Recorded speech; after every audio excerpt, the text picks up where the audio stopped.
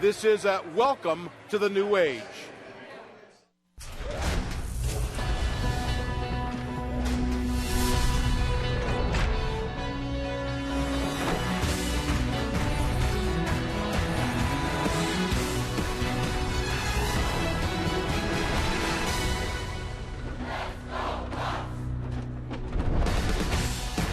Well, the National League Central Division standings look great right now. The Pirates a game and a half on top of the Cardinals to start action tonight.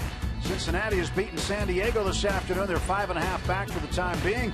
Cubs and Brewers bringing up the rear.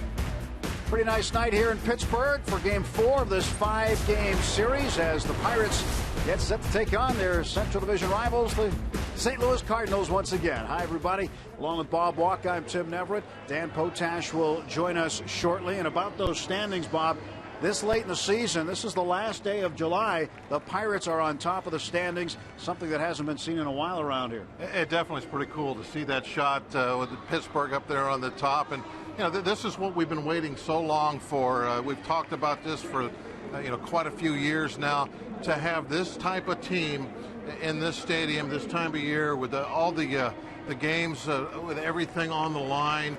The excitement is just going to be crazy these last 2 months. And I really like the fact that not only this year, but even last year, the Pirates really have played the Cardinals very well. And obviously right now, that's the team we have to beat. And the Bucks, for the first time this season, 22 games over 500. They're guaranteed to start the month of August in first place in the Central Division 2. Today at 4 o'clock, the trading deadline came and went, and the Pirates stood pat. Not a lot of activity, relatively speaking, in baseball. Yeah, almost everybody in baseball stood pat. I think everything was a little too expensive, especially if you're looking for offense. There just wasn't much out there. This kind of a year of pitching. So the hitters that were available, the price was very high. I think we're going to talk to Neil a little later on during the ball game, but I'm sure what he's going to tell us is they made all kinds of offers. Nobody just accepted anything. But as you said, it wasn't just us that stayed pat. Everybody around baseball pretty much did the same thing. And most importantly, you look at the Cardinals, you look at Cincinnati, they didn't do anything to strengthen their team. So we got what we got. So far, that's been good enough. And there's an old saying in baseball, sometimes the best trades are the ones that aren't made. So we'll see how that works out down the stretch. Look at the double dip yesterday. Sweeping a doubleheader from the Cardinals for the first time since April 23rd, 1978. Extended their single-season win streak over the Cardinals to 5 straight, longest since 1997. And first place in the division entering the 31st of July, first time since Bob was pitching in 1991. So a very big day yesterday with the Pirates sweeping the Twin Bill. Game 4 coming up from PNC Park. It has been the place to be. No question the players are noticing they've got a home field advantage with this great Pittsburgh crowd.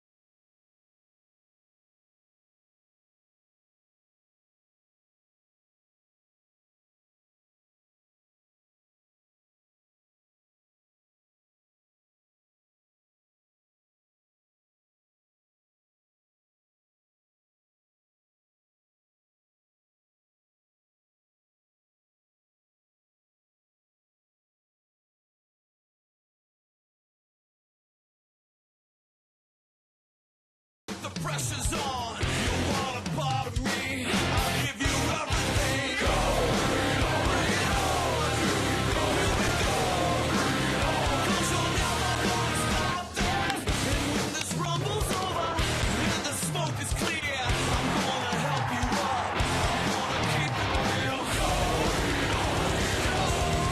Go, bring it on. 'Cause you're never gonna stop this. Back to PNC Park, along with Bob Walker and Tim Neverett, getting set for the start of this one between the Cardinals and the Pirates. The fourth game of this 5-game series. Still another one to go tomorrow night. But what a day here yesterday. The Buccos sweeping the doubleheader after the night before taking the opener. So they've taken 3 of the first 4, guaranteeing themselves of a series victory. And now trying to put some distance between themselves and the Cardinals in the Central Division standings. The Cardinals have lost 6 straight and are 20 games over 500 at 62 and 42. Pirates 22 over, and they haven't been this much over 500 this late in the season in a long period of time. The players taking it game by game, so they know each game is extremely important, especially with the number of head-to-head matchups remaining against the Cardinals.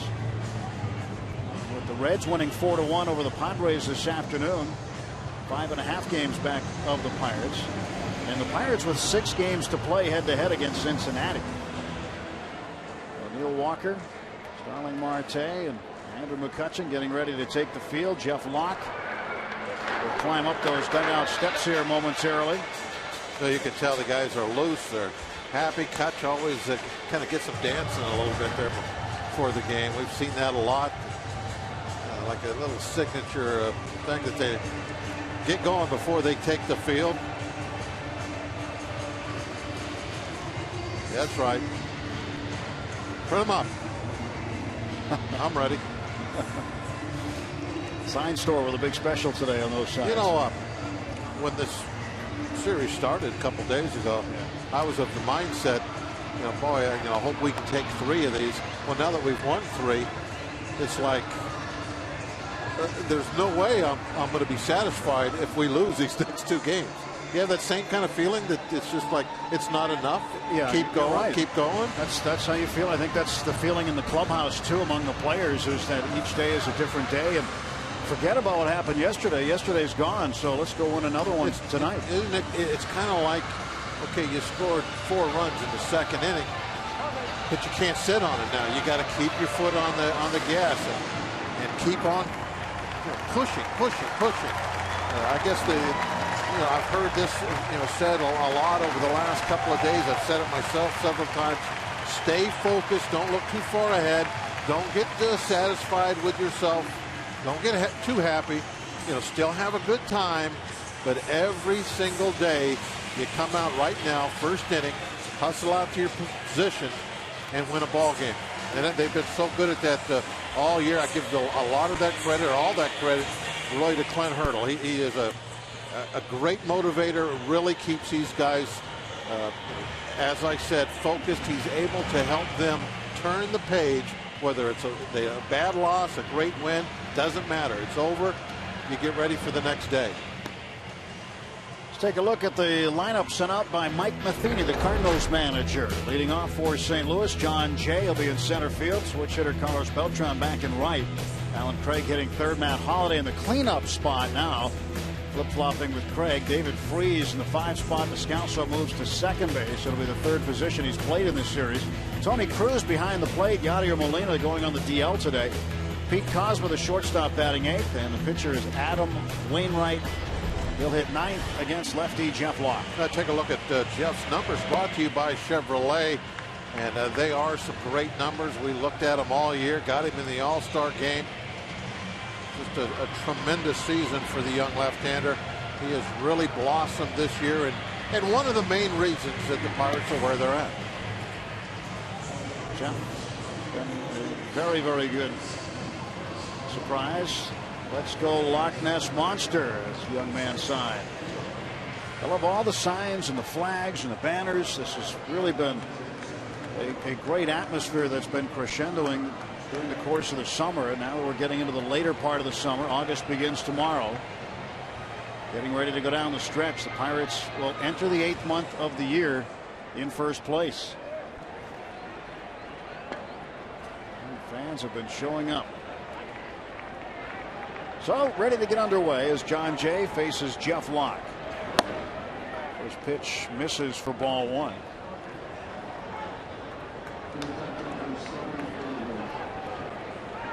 .73 degrees here tonight. Very cool and comfortable. Jay takes ball 2. Mike Matheny, the former catcher, manager of the Cardinals. Might need to find a catcher's glove himself. He might. They're down a quart in the catching department right now. Molina on the DL. Inside again for Locke, and it's 3-0. Jeff Locke, as effective as he has been, there have been certain outings where he has battled with the base on balls, given up too many. And a strike is called.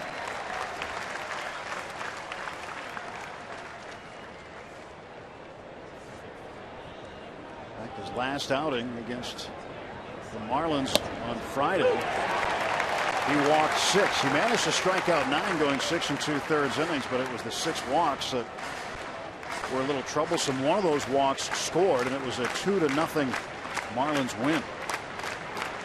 Payoff pitch. Down to first base. Jones will toss to Locke, and there's one. Garrett Jones, first assist of the ball game. Defensively for the Pirates in the outfield, Marte, McCutchen, and Alex Presley starts in right again. Alvarez and Barmes on the left side, Walker and Jones on the right side, with Russell Martin doing the catching. Alex Presley, a triple in last night's game. And in game 1 had the walk-off base hit to win it. Marte out in left field. Marte looking to pick things up offensively. And that's a base hit for Beltran. There's a nice little comeback that Locke had against Jay, falling behind him 3-0. You did not want to start this game with that base on balls. Came all the way back, made the good 3-2 pitch, got the ground out, and obviously with Beltran coming up and getting a base hit, it's really important that he didn't walk the first hitter of the game. Momentum from yesterday really doesn't exist in the game of baseball. It's all about today's starting pitchers. How are they going to do? They'll set the tone and give one team or the other a little momentum. Alan Craig takes the ball. Burnett pitched the opener of the twin bill yesterday, and AJ got a no decision. The 7th no decision. Hasn't had a lot of wins. The team hasn't scored a lot of runs for him, but he's kept the team in games, and he has pitched deep into ball games. And AJ has said that at this stage in his career, numbers aren't important to him. It's all about winning. And as you get later, it becomes more about the team. Personal stuff, you get a little wiser is what it is, and you realize that that's not really the big deal. It's what the team does that becomes important to you. 2 balls and a strike to Alan Craig. And I think we've seen AJ and Jeff Locke really become good friends. They're with each other, seems like 24/7. And I think that attitude is really been instilled in Jeff Locke, because you talk to Jeff and it's never about himself. It's always about what the team is up to, and that is a little odd sometimes to hear from young guys. Young guys, especially when they're having the year Locke is, they like to talk about the year they're having. And that's into left field for a base hit. So back-to-back singles for the Cardinals in the top of the first inning. But I give AJ a lot of credit as far as working with Jeff Locke a little bit on that mental attitude. And just a 4 bouncer. Makes it through. This base hit for Alan Craig ends a streak for him where he was 0 for his last 22 at the plate. 0 for 9 in the series. He was 0 for 19 on the road trip so far. That included 3 games in Atlanta before coming here. All 3 losses for the Cardinals. With 1 out, We need a double play, don't we? You do, and Matt Holliday might be the guy to get it for you. You said. Has he ever hit one? He leads the league. Oh. 24 times he's grounded into a double play.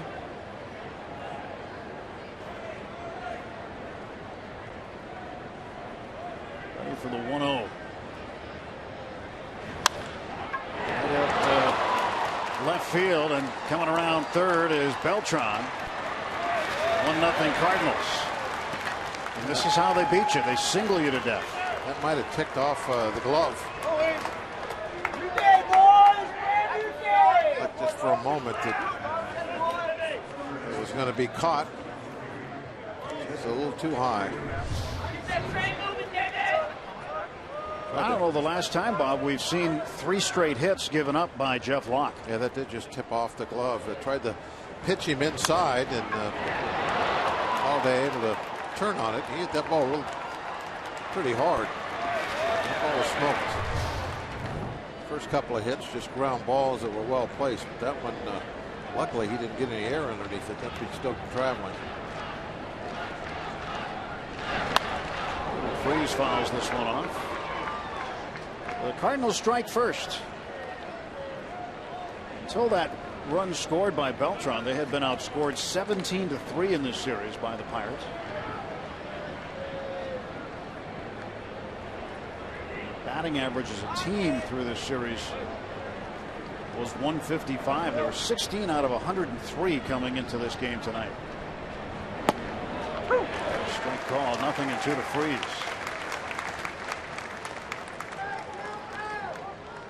Cardinals will bunch hits. They do not hit a lot of home runs, do not steal a lot of bases. In fact, they've only hit 83 home runs in 105 games. It's the fewest a Cardinal team has hit since the 1995 season, when they hit 75 through 105 games. 1-2 to Freeze. See where this one crossed, or if it did. It did.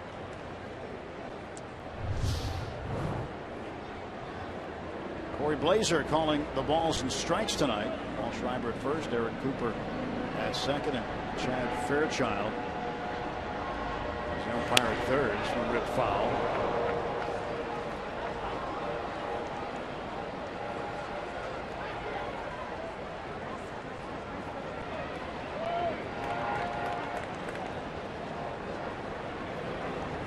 Nice catch. That's why you bring a glove. Sitting where he is, he might get a couple of them down there tonight.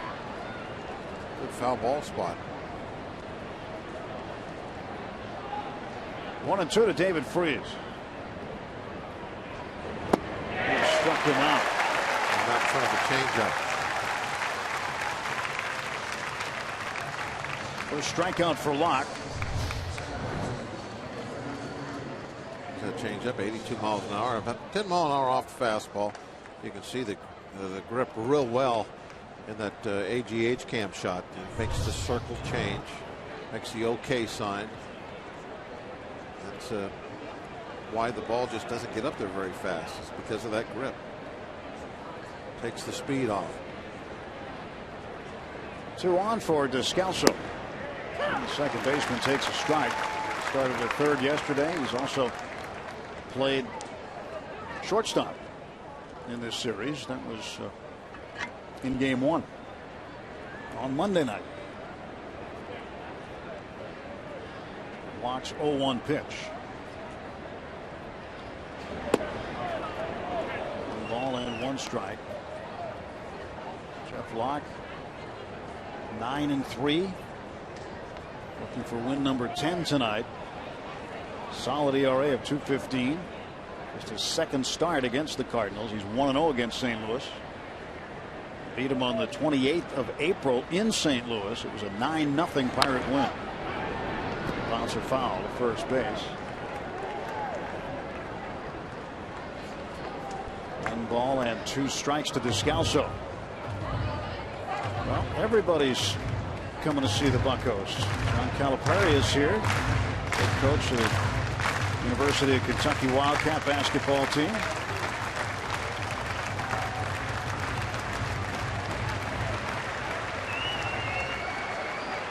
Buccos are becoming America's team.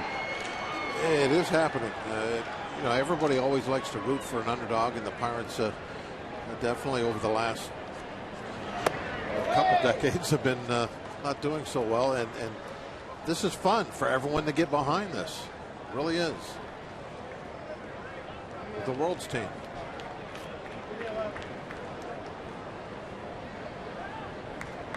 Clint, well, what a job he has done.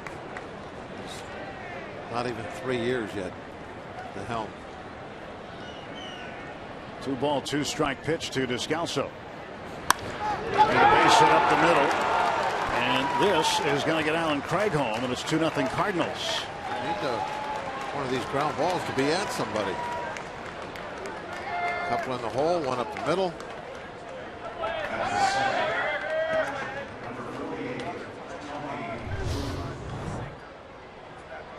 And a fastball away. He's keeping the ball down pretty well. That was a knee-high pitch. That would have been a good one to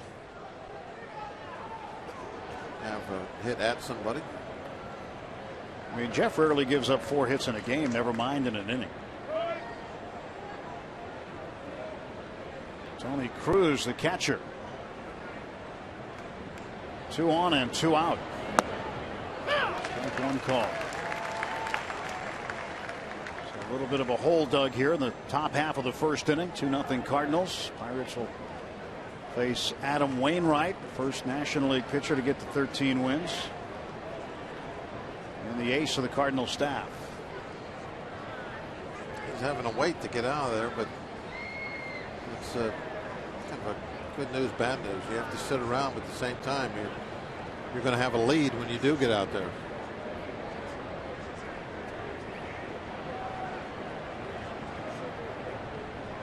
That was the thing I didn't like about being the visitor. Is you couldn't go to the mound right away. You had to sit there and wait. Always tried to rationalize, well, if it's a 1-2-3 inning real quick, at least I get to get out there and pitch. But if I have to sit around for a while, at least I'm getting some runs. Cardinals had some long faces in the clubhouse over the last few days. So they saw their losing streak go to 6 straight.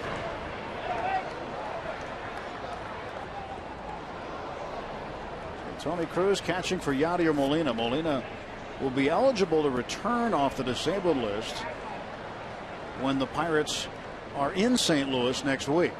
Through the middle game of that series, he'd be eligible to come off. He's got a right knee strain. Left the game yesterday in the 4th inning of game 2. Did not catch game 1. 0-2 pitch to Cruz. That one very close and called a ball. Just a little bit inside, but that's one of the strengths really of Jeff that we've seen all year long. Is very good at throwing a fastball into right-handers to try and keep them honest.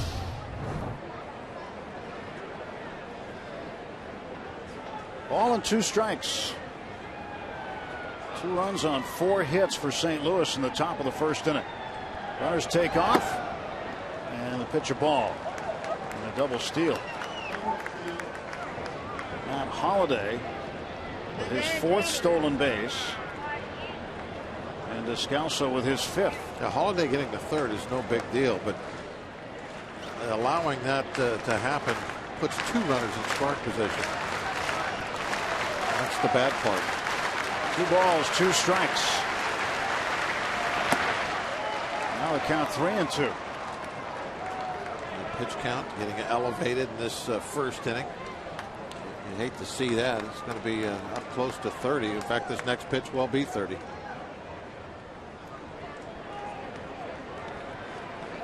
Like Ray's got kind of a serious look. Cosma, the shortstop, on deck. Payoff pitch. And a bouncer to Barnes. And he throws him out. 2 runs come in on 4 hits. It's just the 2nd time this year that Locke has allowed 4 hits in a single inning.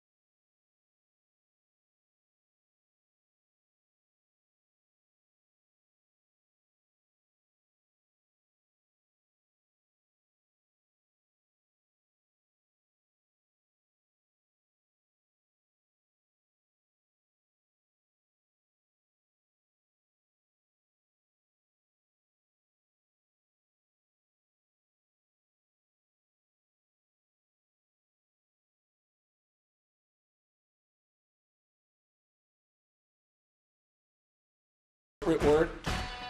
They're not afraid to come to a game.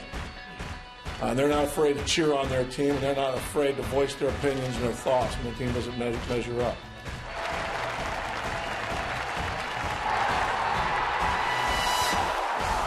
The crowd's been getting it done, and people around here are noticing. One of the best atmospheres you're going to find at a sporting event right now. Best atmosphere in Major League Baseball is here in Pittsburgh, Pennsylvania. When he was named manager on November 10th, or mid-November in 2010, things began to change around here. Take a look at the Toyota lineup. Starting Marte leading off, Neil Walker, then Andrew McCutchen. Pedro Alvarez hitting the cleanup spot. Russell Martin batting fifth. 8 for 16 career against Wainwright with a couple of doubles and a pair of runs batted in. Jones, Presley, Barmes, Locke batting ninth against the ace of the Cardinals staff, Adam Wainwright. And he starts Marte off with a strike. Wainwright, the ace of the staff, has had a pretty, darn good year. You can see all the innings he eats up, already up to 161, only 148 hits. So the work is cut out for us. Spotted him 2 runs.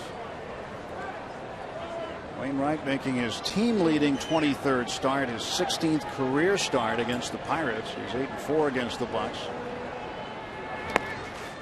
He's appeared in 19 games against 16 starts prior to tonight. In his last 7 starts against the Pirates, he's 5-2.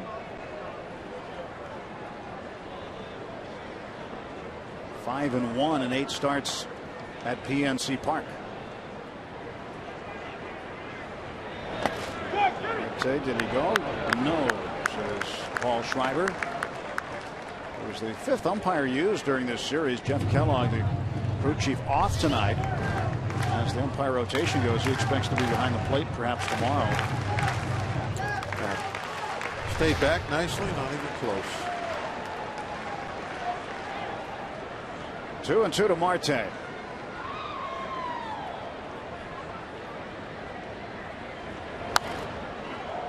Fouls it off. That was a nice birthday present for Clint Hurdle yesterday. Got a double win. Yesterday was his birthday. Team moved into first place. Can't beat that.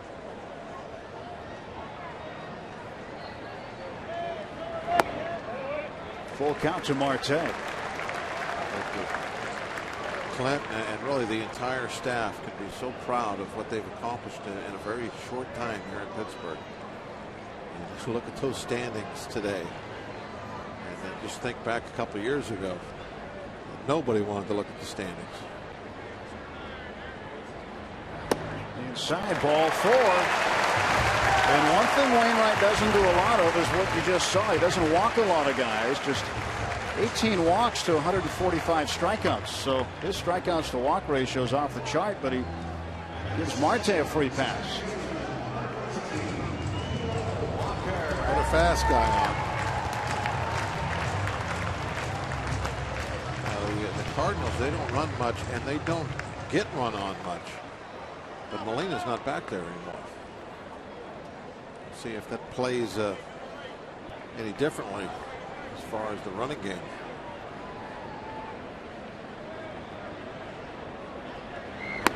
Wainwright, a real quick slide step. You can see there, didn't hardly get that foot off the ground at all. Just moved straight forward to the plate, get rid of the baseball.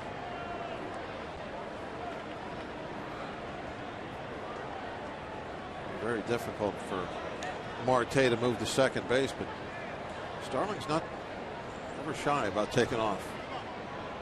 He gets a green light. He won't hang around long. Ball and a strike to Walker. Really giving the signs to Nick Leyva, the third base coach, who will relay them to Starling Marte and Neil Walker.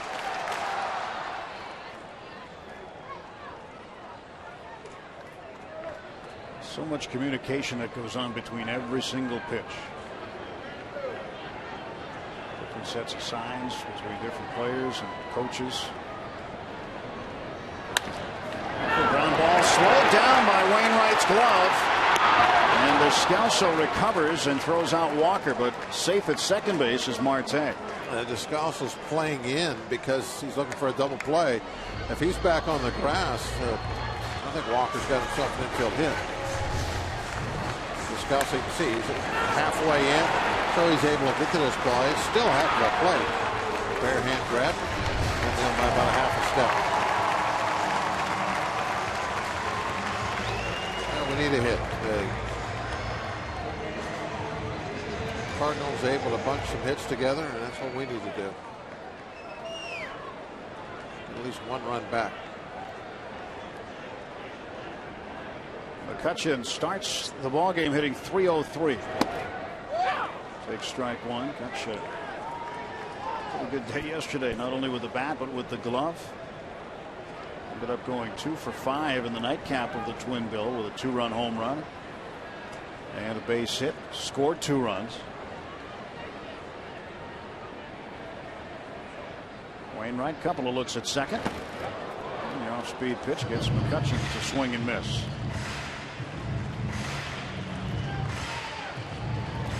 Touchdown on the count, 0-2.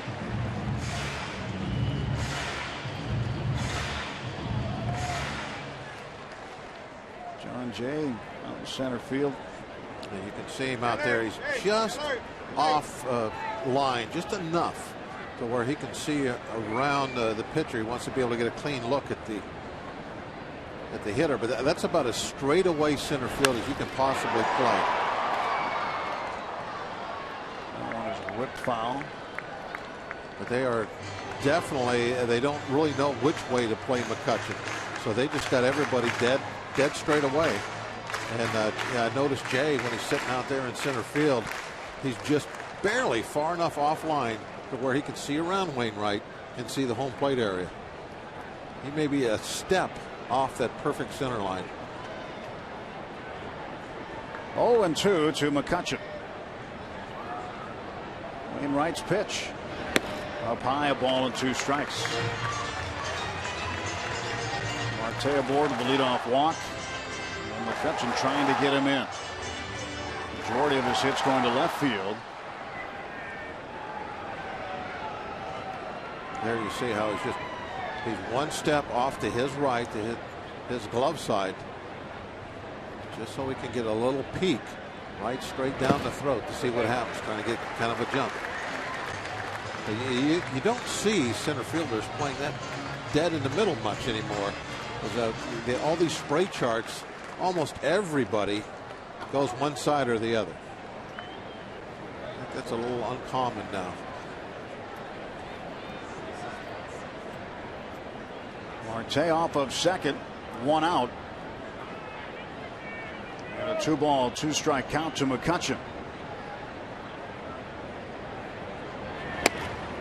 Full count, 3-2.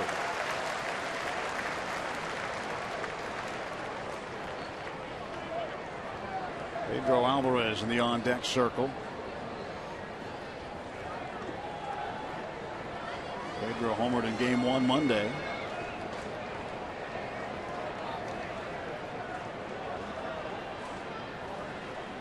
Three balls, 2 strikes. Wainwright ready to deliver. Kutch pops it up. First baseman Alan Craig. And there are now 2 down.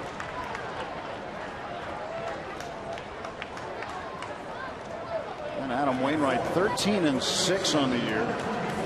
And 5 of his wins have come directly following Cardinal losses. So he has been their stopper. That's what an ace is supposed to do. Step up, stand tall when the team needs you.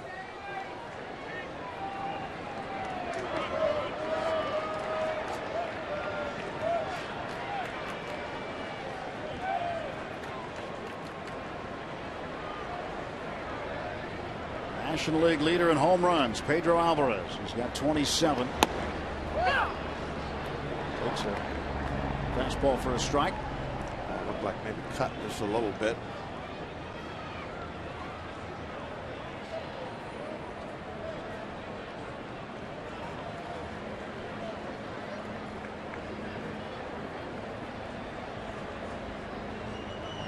Not sure what he's going to. Going through that set of signs, you can see the catcher flashing all kinds of numbers. You have to do that, of course, with a man at second base, but Wainwright not seeing what he wants. That's what takes so long. Still hasn't seen what he wants. And now they're going to have to actually talk about it.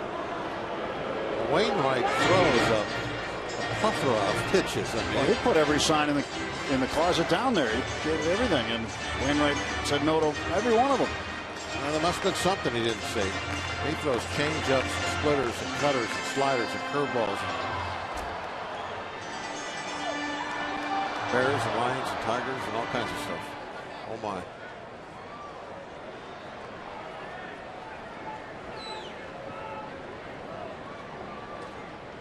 No balls and a strike to Pedro.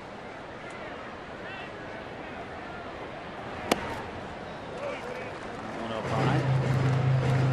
All that for a cutter. Yep. There could be a slider. But with all the pitches that he throws, they all they can't just kind of mix together, and you're not really sure. And there's not much difference between a slider or a cutter or a fastball. They can all kind of just come together. And then it just depends on what he thinks it was he threw.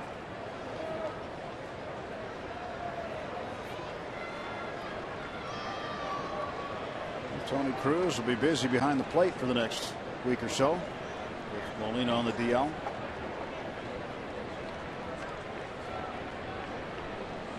Two ball, one strike pitch. And Pedro to center field, a base hit. This will get Marte in. It's now 2-1.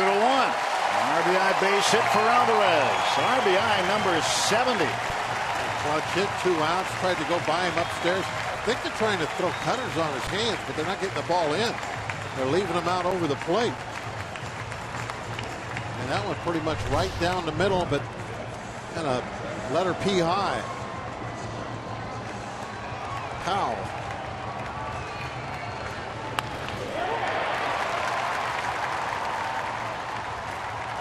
Looked like the Jay not too far off the center line, even with Pedro.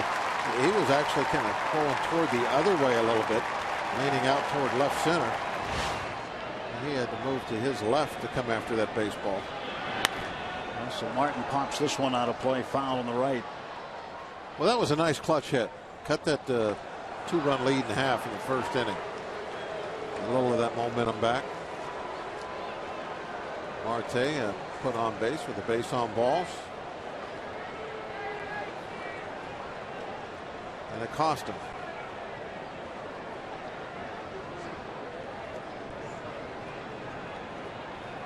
Oh, 1-2, Russell Martin. It's 0-2. The trading deadline came and went today, and Pirates stood pat, no deal. And third inning, we'll be joined by Pirates general manager Neil Huntington to talk about whatever flurry of activity there might have been and why the Pirates decided to stay put. 0-2 pitch to Martin.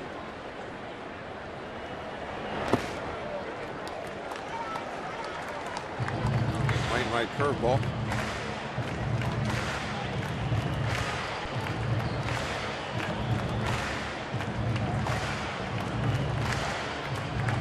Pirates are on fire. Came dressed for the occasion.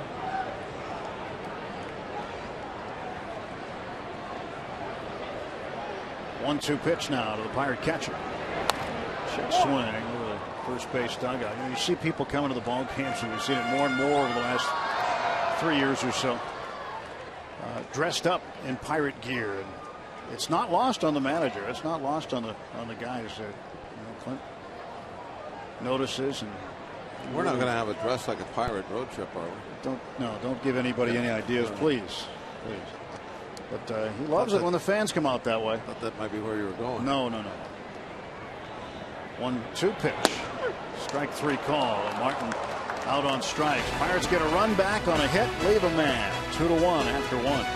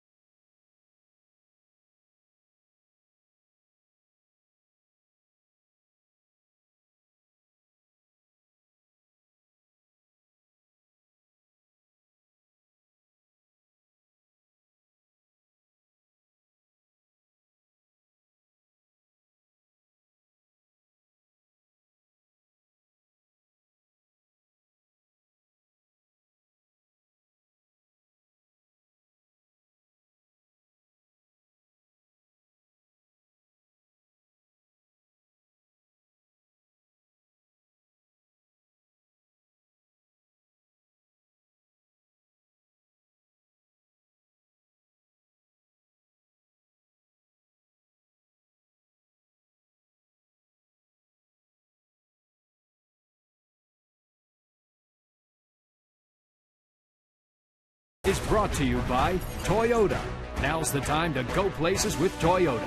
Visit buyatoyota.com for special offers. And by PNC for the achiever in you. Let's go Bucks.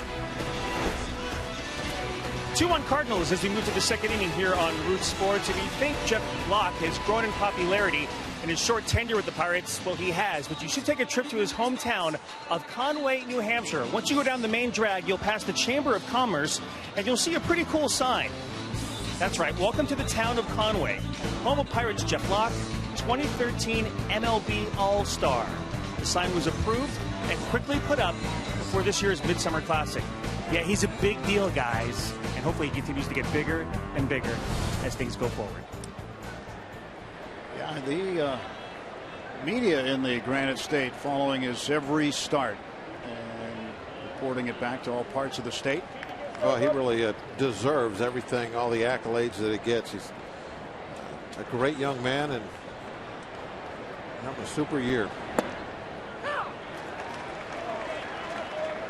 Back to Pete Kozma, the shortstop. I was in New Hampshire during the All-Star break, and almost everybody that I talked to about the Pirates, first question was about Jeff Locke.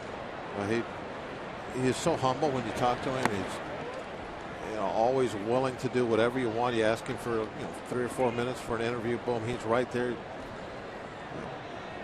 One of the favorite things I've heard him say this year, this is probably about a month ago or so, I think just before the All-Star game. He said that he still goes out there and tries to pitch like he's the 5th man in the rotation. That none of these great stats or anything means anything to him going to the All-Star game. None of that. He doesn't have to think back too far to remember what it was, to maybe not be making the rotation. But he never wants to lose that feeling. That's what he wants to take with him to the mound every day. That don't take anything for granted. You have to go out there and do your job every 5th day. You never relax. Pete Kozma for the second strikeout for Locke. And one of those inside fastballs that he's so good at. Here's Wainwright. He will swing the bat on occasion. Takes a strike. This guy's got 5 career home runs.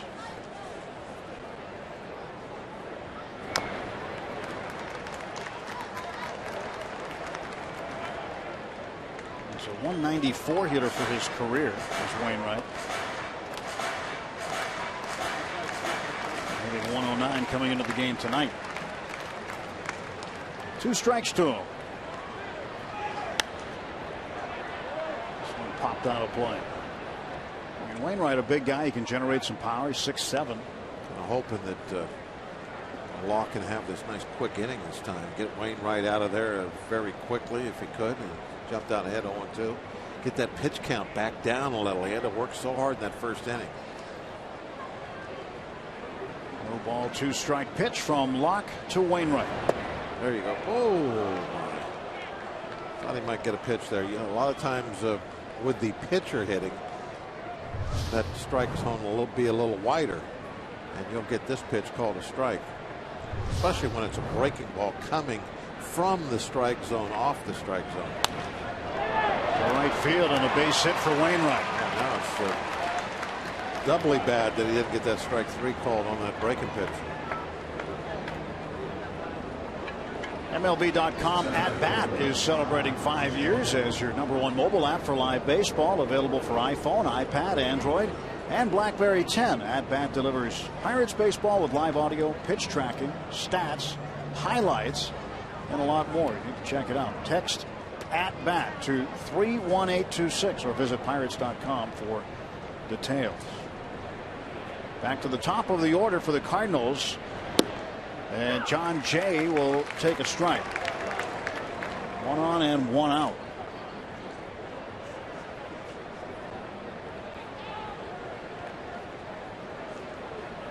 Cardinals, by the way, against teams that are 500 or above, their record this year is 14-22. So they have a sub 500 record against teams that are over 500. They have been beating up on the bottom of the barrel.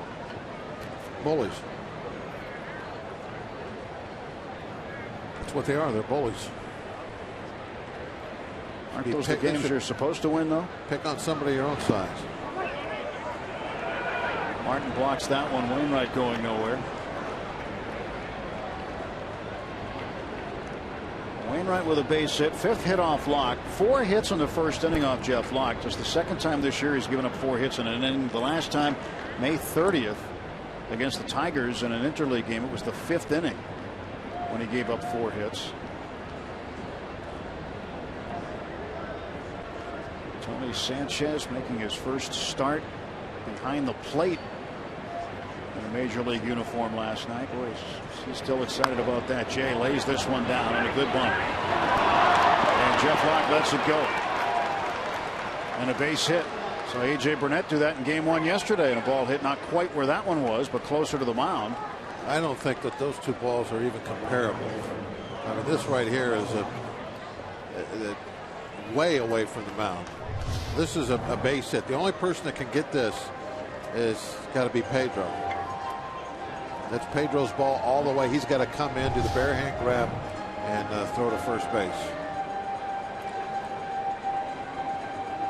Also, Martin goes out to have a word with Jeff Locke.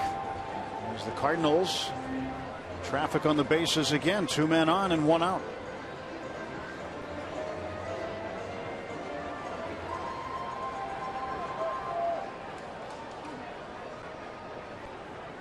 Carlos Beltran 1 for 1. He had the first hit in the first inning.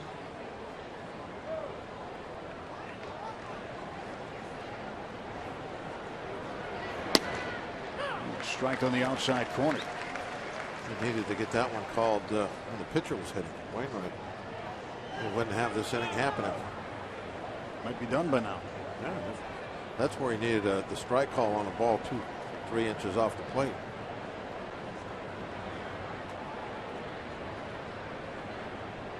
Locks 0-1 to the Cardinal right fielder. It's fouled out of play, and it's 0-2.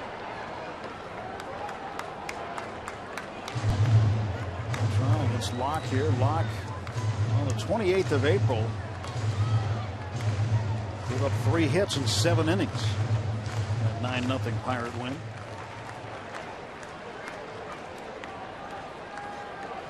Beltran now 2 for 10 in the series. After his first inning base hit. 0-2 pitch. Got him. Pulled the string a little, and Beltran out in front. 2 strikeouts in the inning, 3 in the game for Jeff Locke. And 2 of his 3 strikeouts coming on that changeup.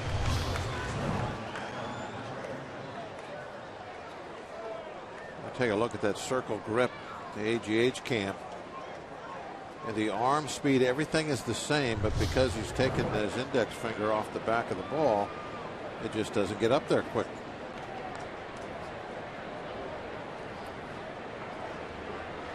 Now Alan Craig at the plate. Craig broke an 0 for 22 skid. He'd been hitless in his last 7 games before singling in the first inning here. And he takes a strike. Craig, one of the better hitters in the National League, and he has been terrific with runners in scoring position. He's got Wainwright at second base. And John Jay behind him at first. So 2 on and 2 out for St. Louis. A 2-1 Cardinal lead. And no matter what happens, it hasn't been that easy inning I was hoping for. To right field, Alex Presley. 18 pitches in this inning. 2 hits, 2 left. As Jeff Locke strikes out 2 in the inning. 2-1 Cardinals after an inning and a half.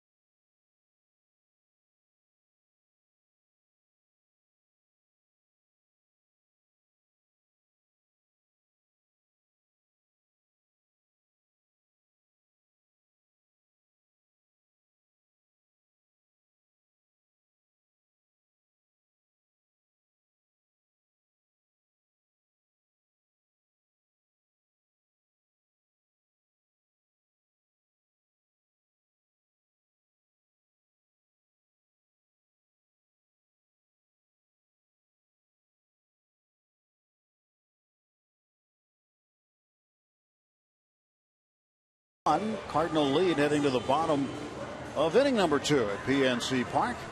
Aerial coverage provided by Goodyear.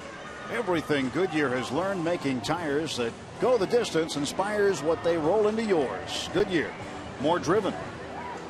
Great shots and unbelievable pictures from up above PNC Park and over the Allegheny River.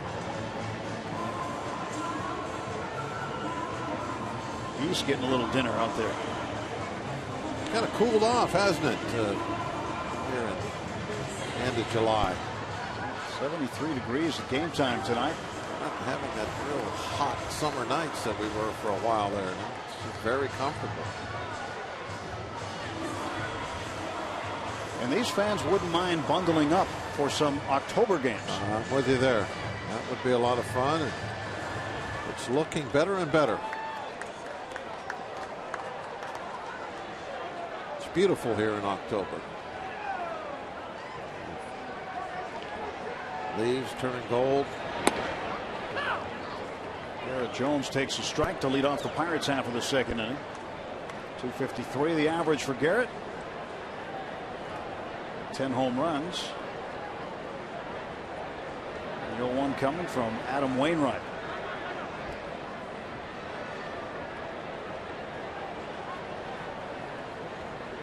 .39 RBIs for Garrett. Garrett did not play in the nightcap, but he puts one in the left field for a leadoff single. Pirates have a tying run on the board in the second.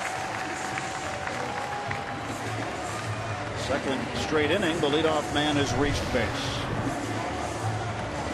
Keep the pressure on. Kind of fought off that cutter. Cut that ball right in on his hands. And as the Cardinals found some holes in that first inning, Jonesy does.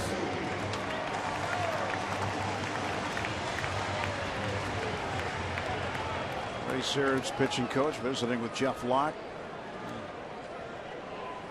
Message delivered, and Locke left to ponder. Jeff had a much better second inning than he did in the first, but he gave up 2 runs on 4 hits. Gave up 2 hits in the second, no runs.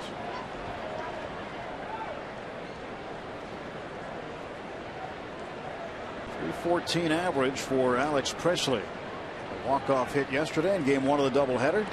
In the 11th inning, no less.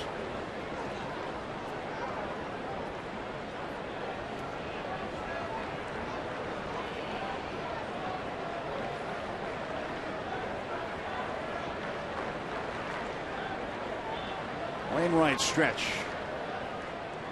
And the pitch to Presley. That's low for a ball.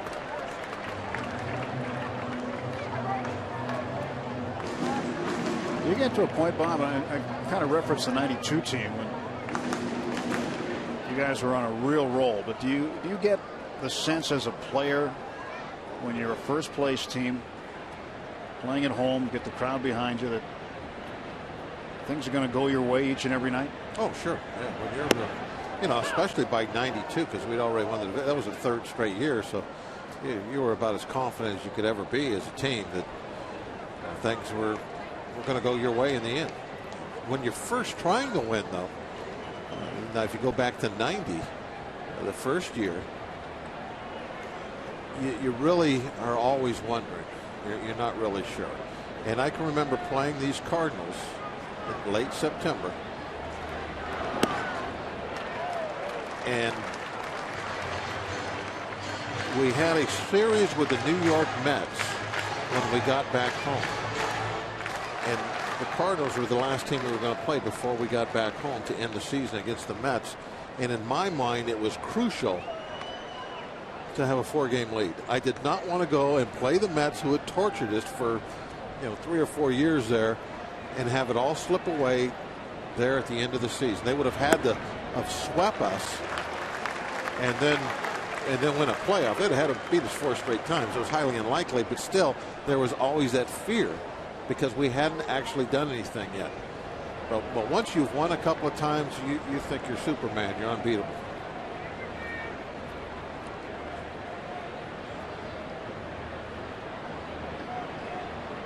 Presley ahead of Wainwright, 3 balls and a strike. Jones off of first. Nobody out. Alex thought that might have been ball 4. Started to toss the bat away for a moment, but Chad Fairchild called it a strike, and the count is full.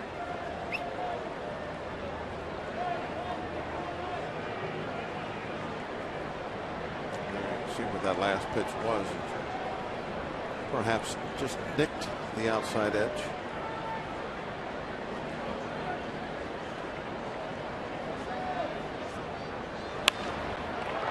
Fires this one off.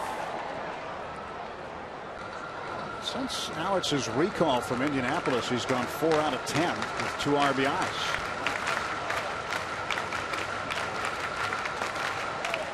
Kind of a tough year for Presley in terms of knowing where he's going to be. So that's the toughest part, is just the not knowing whether you're going to be in the big leagues or not. He spent considerable time in AAA, back and forth. Indianapolis to Pittsburgh. Fouls it off again. And it's all difficult for those extra guys on the bench nowadays. Years ago, the extra spot was there. The bullpens weren't so big. I mean, you'd have 10, 11-man pitching staff. But now that extra spot goes to bullpen. And there's a situation where that last guy kind of is in a shuttle spot, goes back and forth.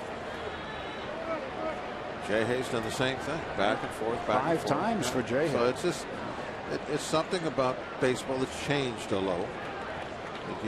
The extra guy is now in the bullpen instead of on your bench, and it makes it tough for guys like Harrison and Preston. Payoff pitch from Wainwright. Toward the middle, deflected by Wainwright. Cosmo picks it up and gets the double play. So that is a 1-6-3 double play, in spite of the fact Wainwright didn't make a throw, it just deflected off of him. 6 normally would have been unassisted in the middle. I wonder if that ball would have gotten through if he hadn't have touched it. Might have. Wouldn't have been a double play. It looked like it was hit fairly hard. It was going to go right exactly over the bag. But doesn't matter. He got that same deflection yesterday, and it went for a base hit and ended the ball game. And that ball, if it hadn't been touched, would have went right to the shortstop. So you win some, you lose some. Clint Barmas takes high for ball 1. Barmas has been swinging a much better bat. Average at 220. With a slight adjustment, and he drives it up the middle for a base hit. 2-out single for Barmas.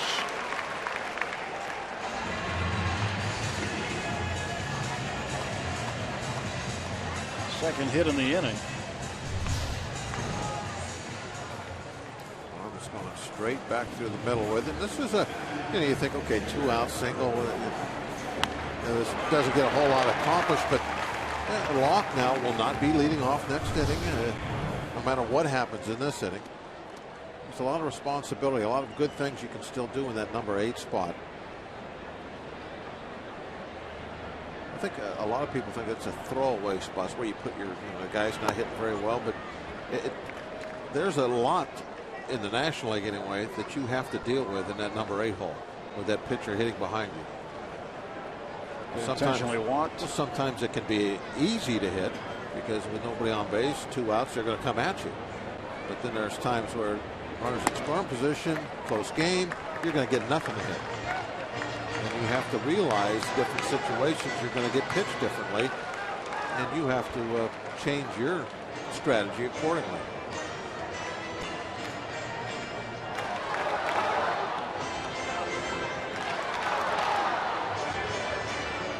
Hit it just 088. Away for 34.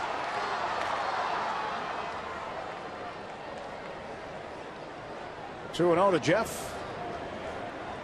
Barmas a short lead at first base, held on by Alan Craig. And a strike called to Locke. Another thing you have to do in that number 8 spot, you have to be very conservative on the bases. The last thing in the world you can do is get and make an out, make the 3rd out on the bases with that pitcher up there hitting. That is a major no-no. So you have to take short leads. You can't ever really think about, oh, should I take an extra base here? Do you stretch a single into a double with 2 outs? Probably not. Whereas if you're hitting 7th, yeah, go for it. Jeff stays alive. Following that one back. And the count still even. 2 balls and 2 strikes to the Pirates pitcher.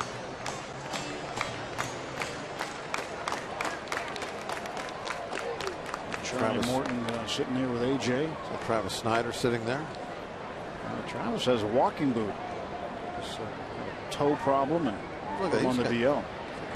Got a walking boot. And his parrot just have big feet. He's got big feet. Parrot's got some feet issues. And Travis has a foot issue. Keep him out for at least 2 weeks. Something wrong with the toe, I think. 2-2 pitch. And Locke strikes out. No runs, 2 hits, 1 left. We'll head to the 3rd inning. The Cardinals with a 2-1 lead.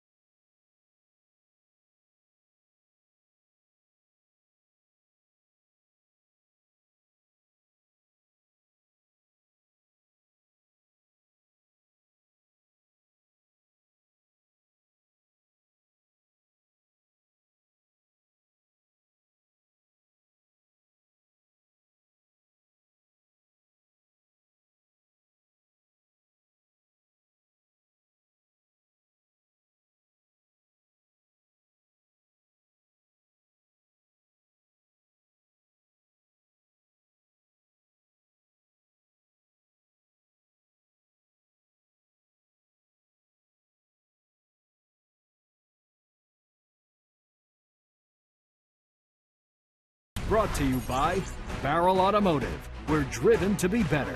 And by Levin Furniture and the all-new Levin Mattress Stores. For a great deal on a new bed, shop Levin's. Let's go Bucks! 2 runs on 6 hits for St. Louis. 1 run on 3 hits for the Pirates. We start the top of the 3rd inning at PNC Park. A special edition of Inside Pirates Baseball. The Pirates make the 2013 All-Star Game a Bucko affair by sending more All-Stars to this year's Midsummer Classic than they have in decades. Tune in as we follow the Pirates to New York on Inside Pirates Baseball 2013 All-Star Game, presented by Allegheny Health Network, tonight after Pirates postgame on Root Sports. Jeff Locke, one of them, didn't participate due to an issue with his back, but he's been okay. Orange jersey, replica of the National League jersey that they would wear. New York Met colors. Yep, Mets colors. Wore their own uniforms during the game, but on all the other festivities, they have the All-Star uni. There's batting practice, home run derby, other appearances. Something in 1 to Matt Holliday. Holliday was hearing it from the crowd last night after Andrew McCutchen hit one off the heel of his glove that went out over the wall in left field for a 2-run home run.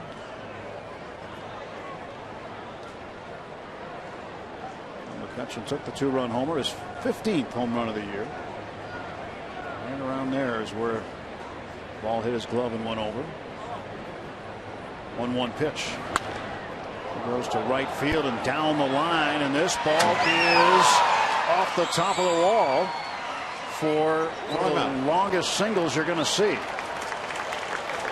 Mike Matheny wants a replay on this. He wants to see if it's a home run or not. He's out to talk to Chad Fairchild. He wants this one looked at.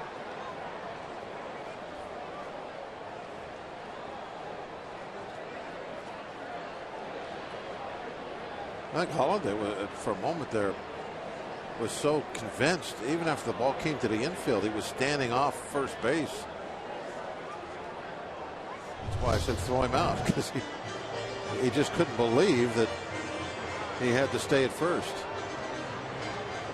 Looked to me like a hit below the railing. Right, hit right on the railing. It looked like that. It's definitely in the park from that view.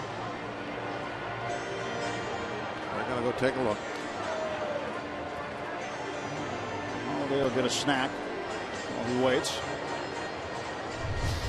I think he's going to have to stay at first.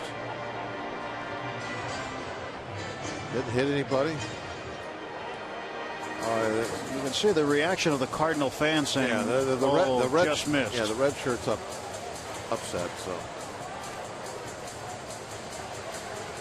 he would have been clapping if this one was over. And his reaction really tells you for sure that it didn't make it. And your eyes can tell you that it didn't make it.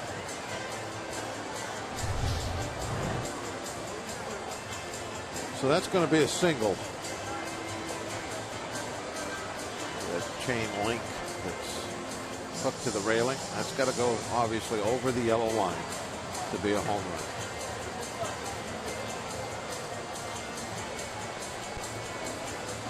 He's probably scratching his head wondering why he didn't try to catch that ball. You might be wondering the same thing. So play under review. Mike Matheny was quickly out of the dugout. He was out of the dugout before Holliday was back at first base. And we wait and we wait and we wait. We've seen it. You've seen it at home. They don't have to go far. The video screen they look at is only about maybe 10, 12 feet from the bottom of those stairs that you saw him disappear. It shouldn't take long.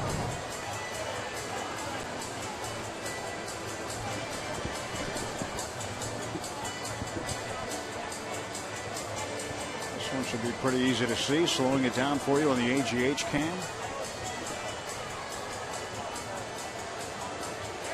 Another look right off the top of the wall, right off the railing. I'm getting nervous that it's taken them so long. I think this is cut and dry, but they're not coming out. I don't know now. Well, remember earlier in the year when we thought Travis Snyder hit a home run and still are convinced that he did, and it was taken back. Took them a long time. Here they come. They'll keep him at first base. Single. A leadoff single for Matt Holliday.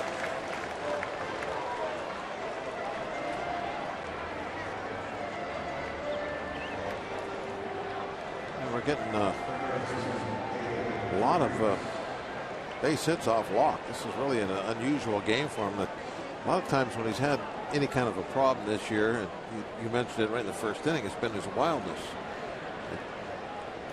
He is, I think, third in the league in base on balls. But tonight, that's the 7th hit he's given up. Freeze foul tips it. Now we look at the hits that Holliday has had in this series. Every one's been to right field. He's gone to the opposite field for base hits. I believe that's his 5th hit. Everything the other way.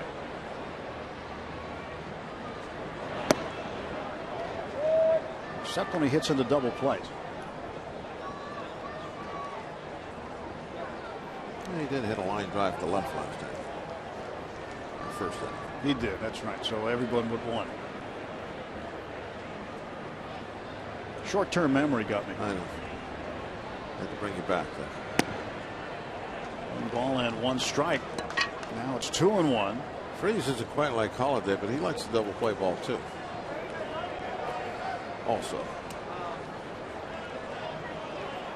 I would sure like to see one. Second in the National League, grounding into 17 double plays. Trailing Holiday was grounded into 24. Little chopper foul at the third base side. 2 balls and 2 strikes. 55 pitches now for Locke. He threw 30 in that first, and it came back. He was able to put up a 0, but still he had it worked a little too hard, I thought, in that second inning. Took him 18 pitches to get through that.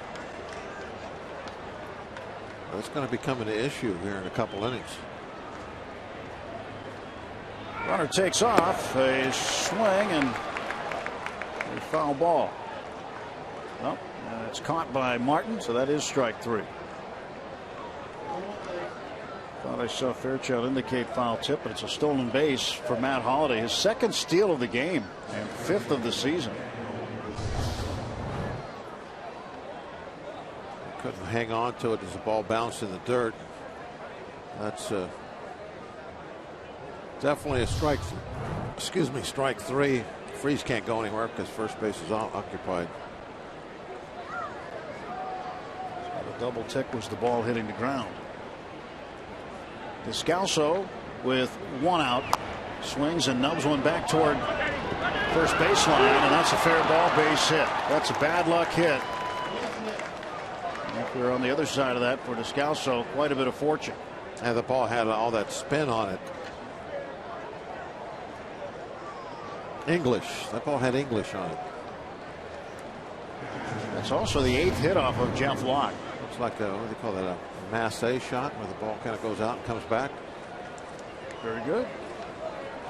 Look at it, there it goes. It starts pulling away toward the foul line as the spin starts to get some traction in that grass, and Martin wasn't prepared for that. It got away from him.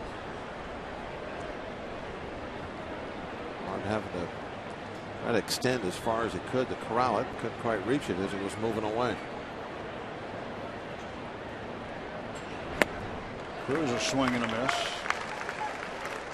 Jeff Locke has not given up this many hits in a ball game since his first outing of the season, which was a loss at Los Angeles on the 10th of April. He gave up 8 hits. It's the most number of hits he's given up in any outing this year.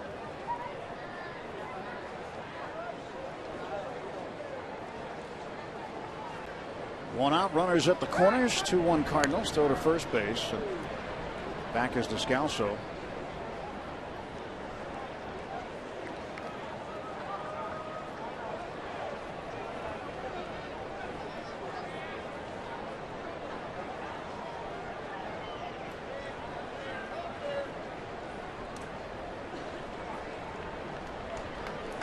No ball, 1 strike pitch. Nice pitch there. That, you know, I'll mention it for the umpteenth time here, but Locke pitching the right-handers inside with the fastball has really become a major weapon of his. Got that ball right in on Cruz's hands. The velocity on that pitch was 88. Makes me wonder if he tried to cut that ball a little bit, because if you do that to try and get that movement, it'll take a little bit of velocity off the fastball. Count stays 0-2. Take a look at this AT&T tweet that's come in, Bob. Observant fan. Jim Saunders says, glad it's not the Pie Trainer wall. And what he means by that is the Roberto Clemente wall is 21 feet high. If it was the Pie Trainer wall, Pie wore number 20, it would have been 20 feet high, and Holiday would have had a homer.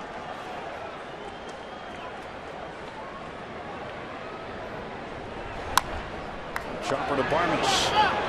He'll take the out he can get at first base. Holiday will come in to score. It's now 3-1 St. Louis. He was able to get the ground ball, but it's a chopper, and that's doubly bad because now you can't get the lead runner. You got to take that out at first base. It gets the run home, gets another runner in the scoring position. Locke right now has not been the luckiest of pitchers tonight, that's for sure. You think back that first inning, couple balls that were hit through the infield that cost him, and then here in this inning, you have that little spin shot that was right out in front of the home plate. Didn't get it out on that, and now the little chop ball that you can't get a double play or even the lead runner on. But it's just a 2-run ball game. It's only 3-1. Ton of time left. They just have to make sure that it doesn't get away. Keep it 1 run here, 1 run there. Hopefully the offense will pick you up.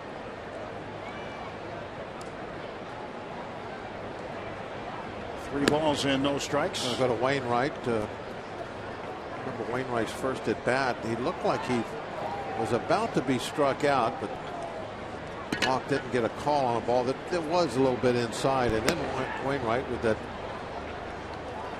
extra life, able to line one to right field for a base hit. First and second and 2 men out, and the Cardinal pitcher coming up. Coming up in the bottom of the inning, Pirates GM Neil Huntington will join us. Talk about the trade deadline that has come and gone. What the market was like this year. Neil and his staff worked very diligently on the whole process. Wainwright will take strike one.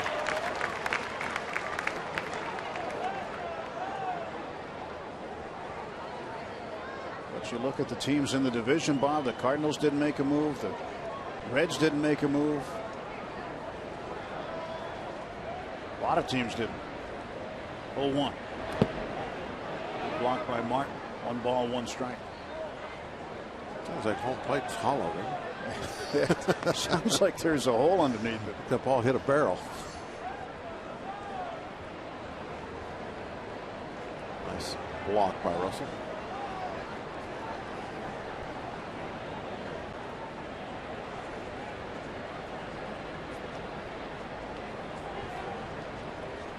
Jeff Locke getting set to deliver the 1-1 pitch. And Wainwright out in front, swinging and missing. Ball and 2 strikes. Oh, the Cardinal pitcher. Change up is a nice pitch to a good hitting pitcher.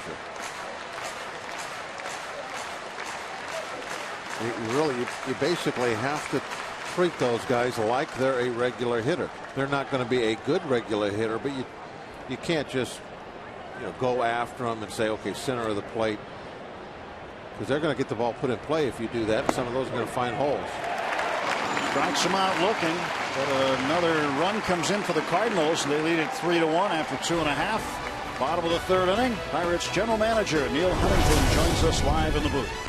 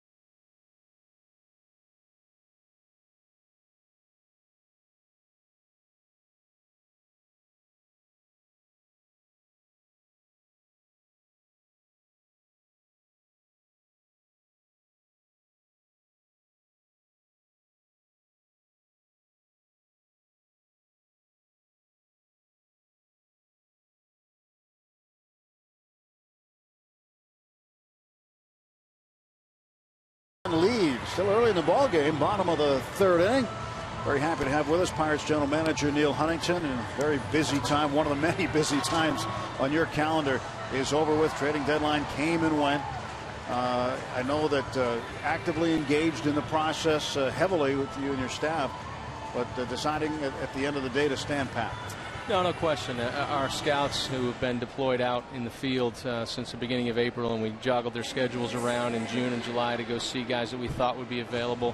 Front office staff for all their tireless hours, and we can't thank those guys enough. We worked hard. We wanted. We stretched. We made offers that made us very, very uncomfortable in an effort to make this club better. At the same time, that belief in wanting to make this club better, the belief that this club has done some very good things to get to this point in time, allowed us not to do something insane. And again, we stretched way beyond our comfort levels. We put some big-name prospects out there. We took some moderate prospects out there, and we tried to make some small deals. At the end of the day, we were comfortable that this club is ready to continue to win. Sounds like there was a few times maybe you went, "Woo!" They said no. You know, as much as we wanted to help this club, yeah. In hindsight, we take a step back and recognize sometimes the best deals are the ones you don't make. We've got some guys in our minor league system that we think are going to continue to grow. We've got some guys we need to get healthy, and at the same time, we've got some guys here that we still think have some growth, have some opportunity to get back to career norms. We've pitched great. We've played great defense. Our offense shows signs of turning that corner. And hopefully we can do that to take some pressure off our pitchers who've been just so good this year. And Neil, what did you think the priority was? What was the number one priority you were trying to improve in this club? We were looking to find a bat, and we poked around in the starting pitching market. We poked around in the relief pitching market. We poked around in the bench market. Any way we could help this club, but our focus was the offense. And this is one of the worst trade markets I've seen in 20-plus years. And you look at the few number of deals that were made. Well, Neil Walker just hammers this one, and it is gone over the Clemente wall. Home run number 7 for Walker. And it's now a 3-2 ball game. I told the guys in the truck I plan on being here for a while. That means we're going to score some runs. Usually when you're here, they do score runs. Exactly. You're going to have a hard time getting rid of me. I'm just going to pop up randomly throughout the rest of the year if this happens. Thank goodness it's not the Steve Blass wall. 28 feet high. Wouldn't have made it. You know, I was wondering about, you know, the offers you were putting out there. This organization is so, knock on wood before I say this, pitching rich right now, it seems like. And this has been such a great example this year, what you can do with a dominant pitching team. You had to be reluctant to make some of those offers with your pitchers because they're so hard to accumulate, but yet you and your staff have done such a great job of doing just that. Well, again, our scouts have done a wonderful job of identifying talent. Our pitching coaches all the way up through. McCutcheon, a deep fly to right field. Bartron at the wall makes the catch. And our major league staff have done a great job of finishing off that development. But you're right, Bob. We've seen it this year. What are we on? Starter number 11. And you never have enough good pitching. And that was part of our challenge. And some of the middle range deals was depleting our pitching depth, whether it was starting depth or bullpen depth. We did not want to do that, whether it's for the rest of this year or as we look forward to next year. And again, it wasn't a lack of effort. It wasn't a lack of creativity. It wasn't that we put our eggshell around our best prospects or all of our prospects. We were willing to engage. We just did not find the right fit. As tough as the market was, do you anticipate now the waiver period to be just as tough? It has a chance to be. More and more teams are blocking.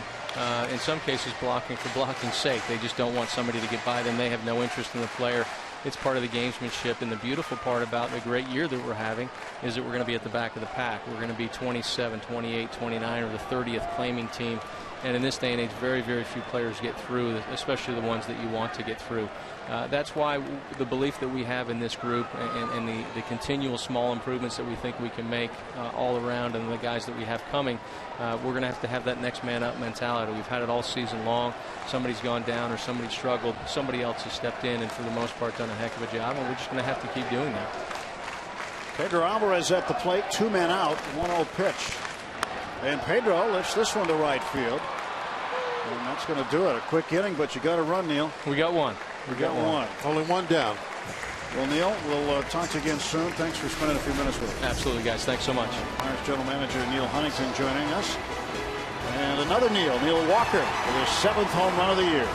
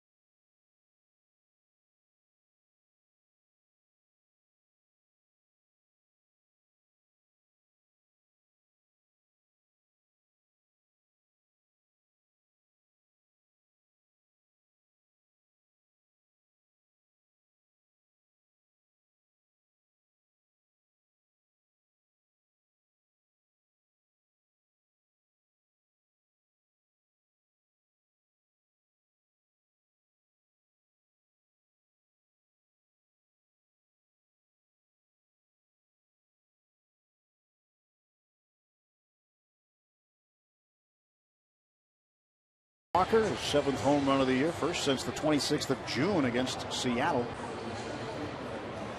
And that brought the Pirates a run closer. Beautiful blimp shot. Aerial coverage provided by Goodyear. Everything Goodyear has learned, making tires that go the distance, inspires what they roll into yours. Goodyear, more driven.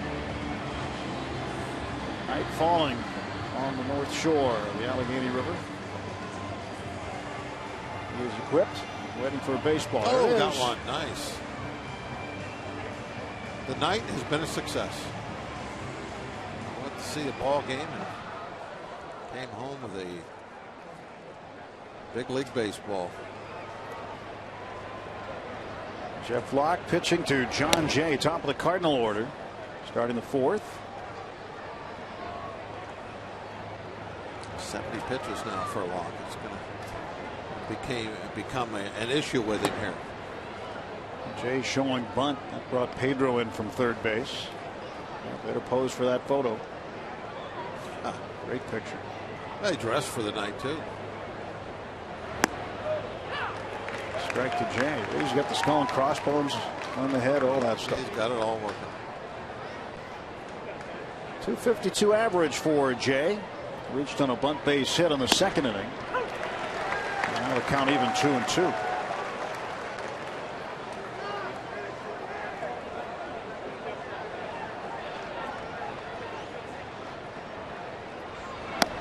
Got him.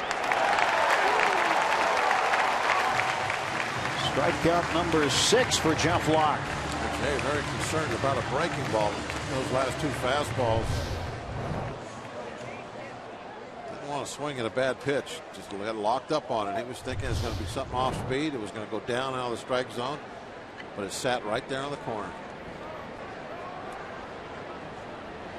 Beltran takes a strike. So Locke pumping in some strikes. He did strike out Beltran swinging in the 2nd inning. Beltran singled and scored in the 1st. 1-1. Again, you brought it up with Neil Huntington. There's now the non-waiver period. You could still add to your club, but somebody's got to clear waivers, and he had the point because of the Pirates' position in the standings. They're going to make one of the last claims, so chances are that they will not be able to do much in the post non-waiver period. It's down into the left field corner, and Beltran turning first, heading into second base with his 14th double of the year. He's now 2 for 3. 9 hits now off Jeff. I mean, this is most he's given up in any game this season. very unusual. Went with that changeup again. That's what he got Beltran with last time. The veteran hitter made an adjustment. Was waiting on that pitch.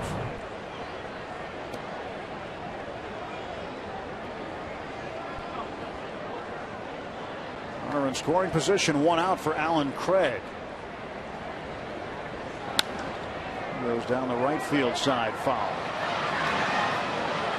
Strike 1 to Craig.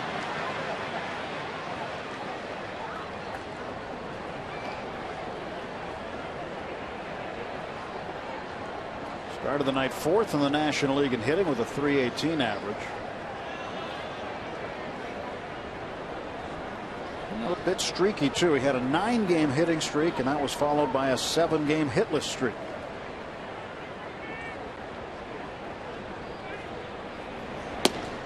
Strike, nothing in 2. Craig flying to right field in the 2nd inning, and then singled and scored in the 1st. 2 runs in the top of the 1st for the Cardinals. They added another in the 3rd. And the Pirates with single runs in the 1st and 3rd innings. Neil Walker a home run in the 3rd, a solo shot, his 31st RBI.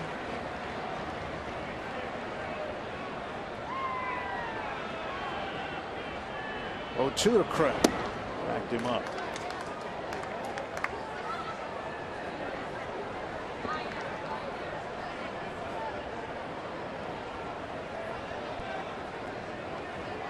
Ray Searage charting what's going on. Got the stopwatch going on his wrist there.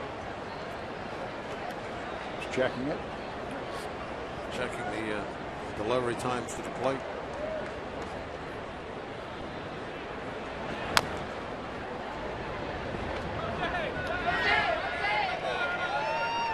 Jose Oquendo, third base coach, tosses it up into the seats. Oquendo in his playing days had a great nickname, the secret weapon.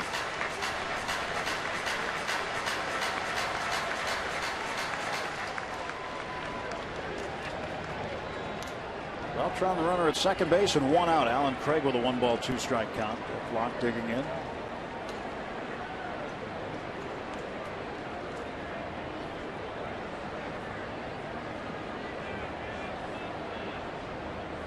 Locke's 1-2 pitch. In the air to center field. McCutchen handles it. 2 men out. Beltran can't go anywhere.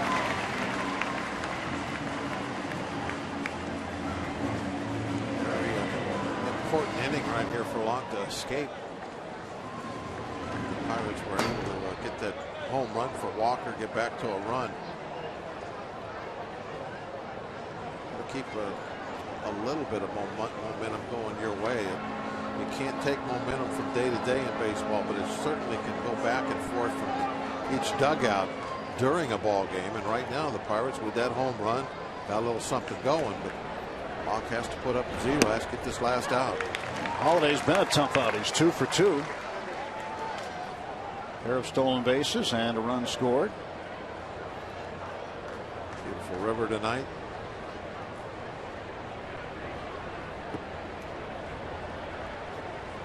Always lots of boat traffic around Pirate games. 1 ball and 1 strike. A very big secondary lead by Carlos Beltran that time. Remember, the Cardinals pulled off a double steal in the first inning with Holiday leading the way. The Pirates didn't defend it. Well, without anybody at first base, they'll probably just ignore him. See both middle infielders out on the edge of the grass. When there's 2 outs and a man at second base, you're more worried as a middle infielder about covering ground, getting your range, stopping a base hit than to score a run. You're not worried about being in position to dog the runner. If he steals third, a big deal. He's not going to be able to score on a ground ball or sac fly. There's 2 outs. Now, if there was nobody out or 1 out, you'd see probably in this case Neil Walker in pretty tight, dogging him back and forth, making sure that he can't get any kind of a lead.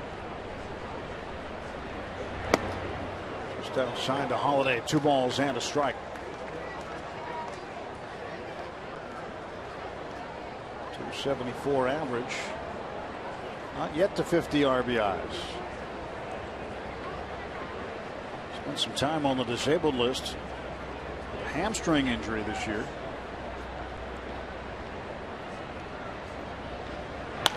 To right field and a base hit. Throw him out. And coming around third is Beltran. Presley's throw up the line. And the Cardinals have added another run. It's 4-2 St. Louis, and Matt Holliday having a night. He's 3 for 3. Another one of those right field hits.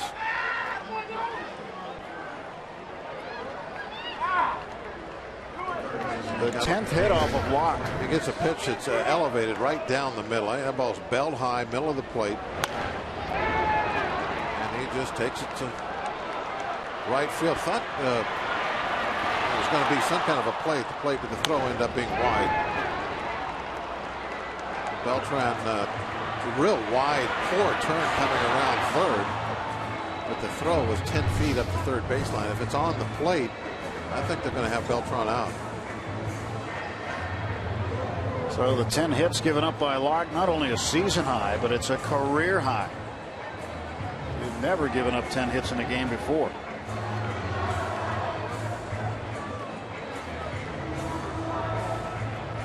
Cardinals managed 3 runs over the first 3 games. In fact, shut out in the nightcap of the doubleheader last night, 6-0. 14th shutout for the Pirates, and they, along with the Cleveland Indians, lead baseball with 14 shutouts.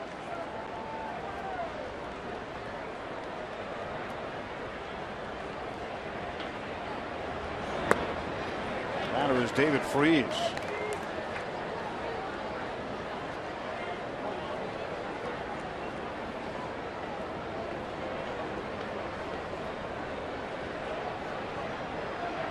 Cardinals had a 2-0 lead. Pirates cut it to 2-1, and they added another. The Pirates added another to make it a 1-run game. Now Cardinals picking up an additional run. Freese grounds out to Walker. 1 run on 2 hits and a man left through 3.5 at PNC Park. St. Louis 4 and the Pirates 2.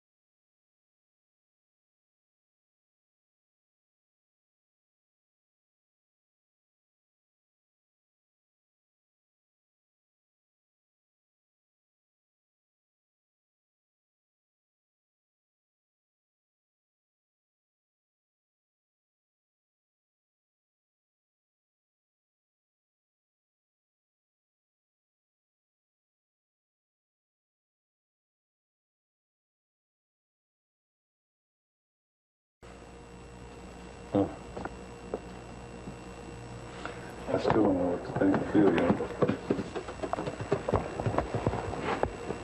So then tell us. I guess you're in. Yep. Willie Stargell, 25 years ago today, getting the call, finding out he is a Hall of Famer. So the emotion, really once it settled in. Cool piece of video, wasn't it? Yeah. See the actual moment that he found out. Kind of a quiet reaction from him, but didn't take long for a couple of tears to well up. He was just the 17th person to be elected in his first year of eligibility. And Pop said so many people made such great impacts in this game that weren't elected in the second, third, fourth years of eligibility. But that's why they build statues for guys like that. Quite a man, besides being a great ball player. Broke in with the Pirates in 1962. Retired in '82. Leader. Somebody that could really rally around as a teammate. So 25 years ago today, July 31st, 1988, Willie Stargell found out he was headed to Cooperstown. Russell Martin up there. He's 0 for 1, struck out looking in the first inning. 1-2 pitch coming from Wainwright. Popped him up. And John Jay calling for it. Center fielder will put it away for the out. One gone on the Pirate fourth. You just hate the fact that Cardinals are able to keep adding on. 4 innings, they've scored in 3 of them.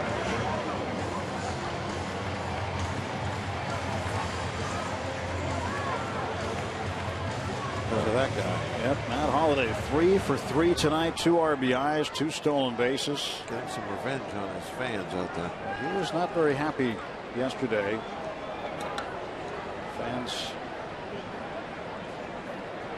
weren't exactly the most welcoming to him, but that happens when you're on the road.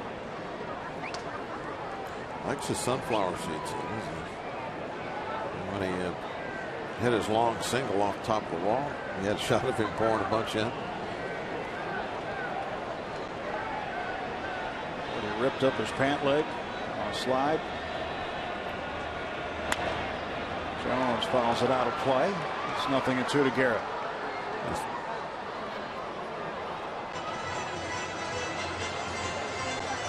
35 years ago, they used to encourage you to eat those sunflower seeds for the salt, so you wouldn't cramp up, wouldn't pull muscles. Now it's just nourishment. They used to give you salt pills before you, those hot summer days. Look like big red M&Ms. Jones through the right side and a base hit for Garrett. He's 2 for 2.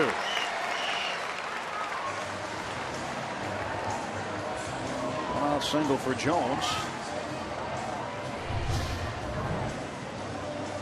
Didn't get a ton on it, but put it in the right spot. Rolled it through there.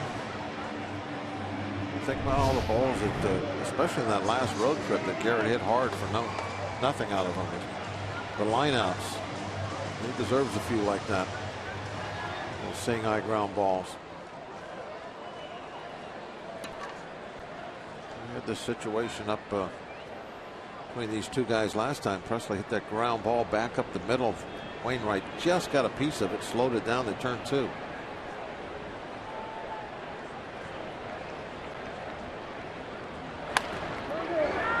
To Descalso.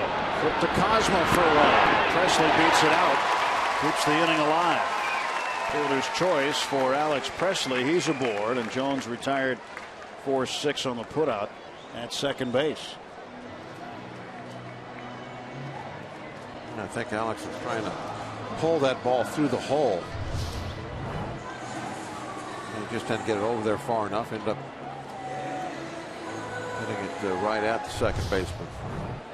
It's always an inviting sight, I think, for a left-hand hitter when he gets up there and you got a guy at first base to be able to pull the ball. Clint Varmus is 1 for 1. He singled up the middle. It's got to look like such an easy base hit. You have Craig standing on the bag. Second baseman is always moving over toward the bag. He wants to turn that double play, so it looks like there's just nobody over there. I'm speaking from a pitcher's standpoint too. That's what I used to always think when a left-hand hitter was up there. It's like, I can't let him pull this ball. There's nobody over there.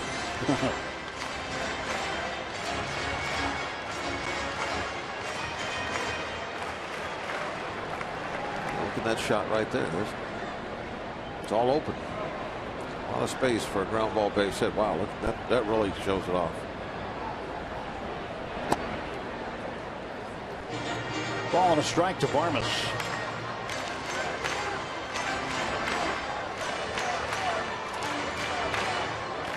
Clint made a great defensive play, starting an inning-ending double play on a ball that was rocketed toward him off the bat of Matt Holliday yesterday.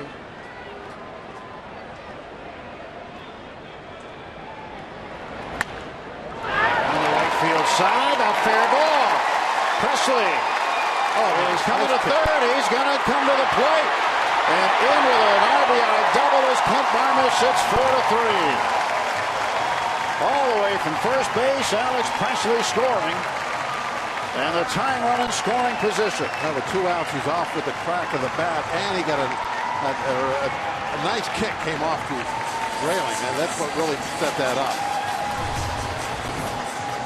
Varmus is going to go down that line, and the ball immediately jumps over in the foul territory. There it goes in the foul territory. It's going to kick off the railing. And that gives Presley just a couple extra steps and ends up scoring really without even a play as the throw rightfully so, at that point went into second base.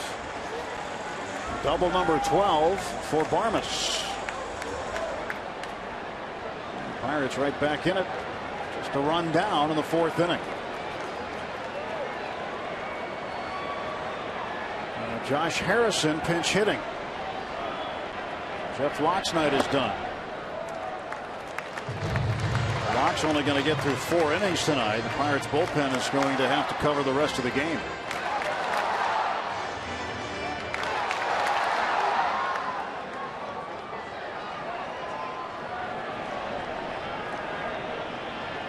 Pitch. Jay Hay fouls this one off. Vin Mazzaro throwing for the Pirates. He has been used in multiple roles as a long man, 1-inning guy. End of a game, whatever he's been asked to do, he's done. Yeah, the bullpen has that nice nickname, the Shark Tank.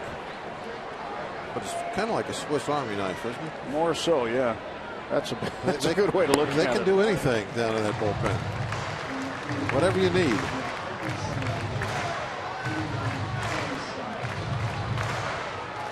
Feed the Sharks.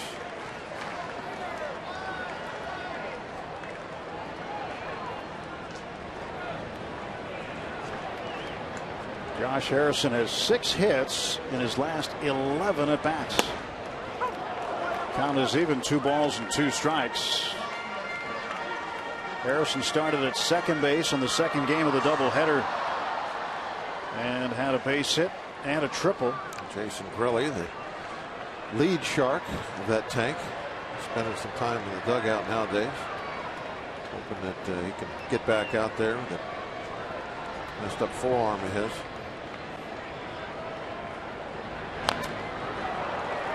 Still 2-2 to Harrison. He's battling. I mean, that's Jay Hay, isn't it? That's the way he does. He gets up there and makes himself a tough out.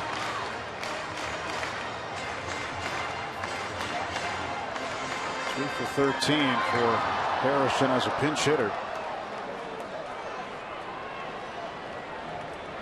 Tying run at second. 2 outs. 2-2 pitch from Adam Wainwright. Now to third.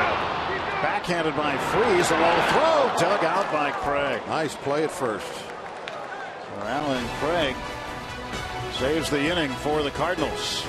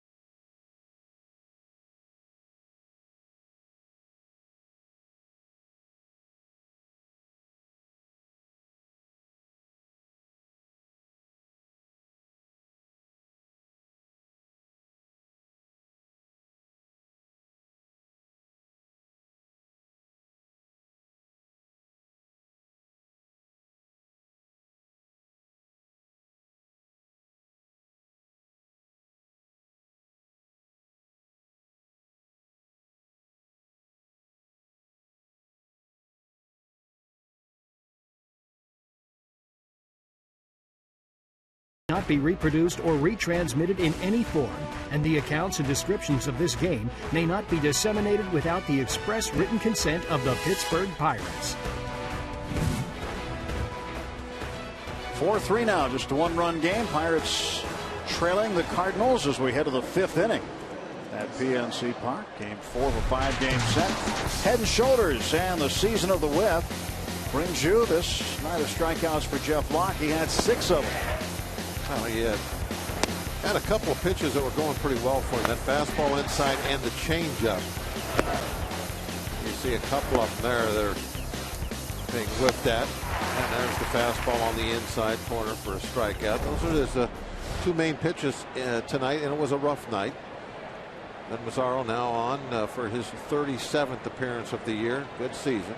Almost an even 3 ERA, and is pushing 40 innings, or excuse me, 50 innings of work almost now. He's working on this 48th.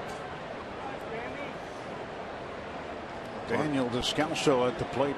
1 ball, no strikes. Part of that very versatile bullpen that Pirates put together. 1-1 now to Descalso, who's 2 for 2 in the ball game. Hopefully somebody in that pen will pick up a win tonight.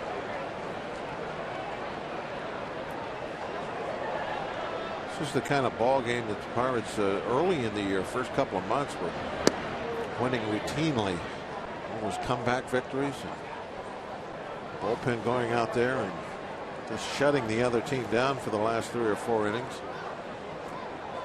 24 comeback wins. The Pirates would come back and get that victory. That was their MO. To first base, and Jones tackles it. Still got him. And out at first base is Descalso. Oh, that was fancy. You know, after Garrett picked it up, then it looked like he was still kind of taking his time. Yeah. Like, where was the sense of urgency on this one? He knew what he had. I guess. I was like, apparently. You're right about here. I'm feeling okay, but then in slow motion it looked better. Yeah, he got rid of it pretty quick. I was just nervous as it was all taking place. And even Vin kind of looked like, well, this is routine. It's an out. Yeah, not much flusters either one of those guys. Cruz has grounded out twice to Barmes. 0 for 2. First base umpire Paul Schreiber said he did not go, so it's ball 1. I say he did. Looked like he put enough of a swing on it to get the barrel of the bat over the front part of home plate, but Mazzaro will have to get a strike another way like that. I definitely thought he offered.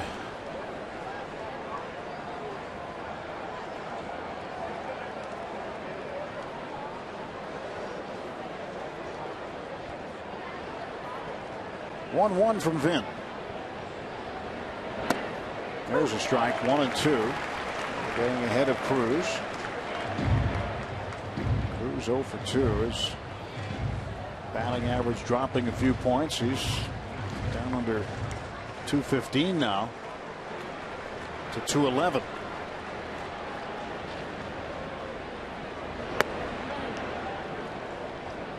Even count. 2 balls, 2 strikes. Far enough. No full counts. Make it happen on this one. Cosma on deck. 1 out. Cruz with a 2-2 count. Then Mazzaro's first inning of work. Jeff Locke only 4 innings in this one. This was not a night that Jeff wants to remember, as he gave up a career high 10 hits. You're allowed a couple of these during the year. It's going to happen. Yep. You pitch a full season, you're going to have games like this, but Jeff has been so consistent. He will not get a win tonight. He could only lose it if the Pirates don't get any runs. He's a pitcher of record right now.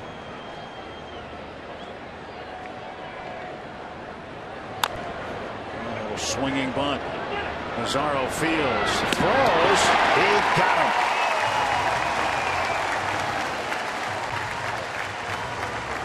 Two out. Vin is fielding the position this inning, isn't he? Made that nice little play over at first base. And you got a situation here that it's you or nobody. Pedro playing deep. Couldn't get to it in time, so Vin had to get that play made on his own. Nice, strong, accurate throw.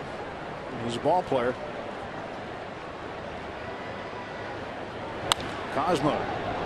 Right to Neil Walker. Still hit. Time to get a run or two. Halfway through the 5th. Cardinals 4 and the Pirates 3.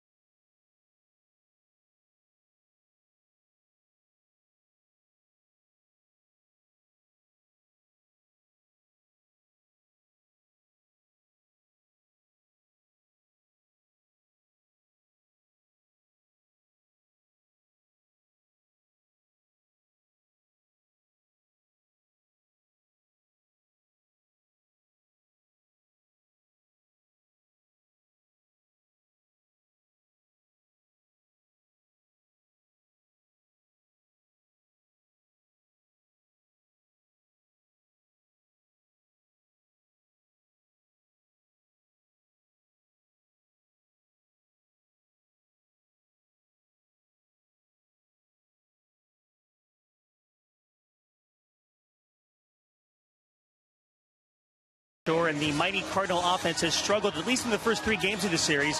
The Bucs outscoring them 17-3. The last time the Pirates had any kind of success like that was, well, just last year. That's right, between August 27th and 29th, right here at PNC Park, the Bucs actually outscored the Cardinals 17-4 in 3 games. But Bob and Tim, as you guys said earlier, sometimes timing is everything, and a couple balls just did not bounce Jeff Locke's way tonight. Yeah, tough night for Locke, but Starling Marte and crew can take him off the hook here. It's just a 1-run differential at this point in time. 4-3 in favor of St. Louis. That's another one of the reasons why I feel so confident this season is the way this team has played the Cardinals over the last couple of years. And, you know, the Cardinals, they go out there and they beat up a lot of people, but in head-to-head competition, the Pirates go toe-to-toe with them easy. They have not backed down at all over these last 2 seasons. It's been a good matchup for him when you look at the way things have worked out. In fact, this year, out of the 8 games that the Bucs have played against Mike Matheny's crew, the Pirates are 6-2.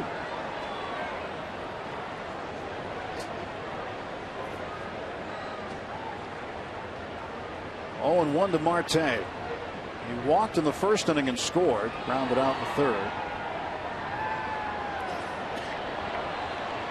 Starling Marte was red hot at the beginning of the season. Continued to be hot through May. And once down to 3rd. Throw to first. Safe. A base hit.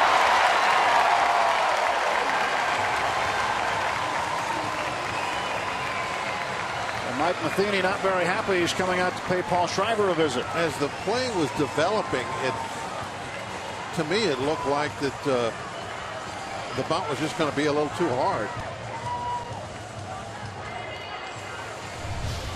But perhaps Marte, I mean, look how quickly Freese gets to it.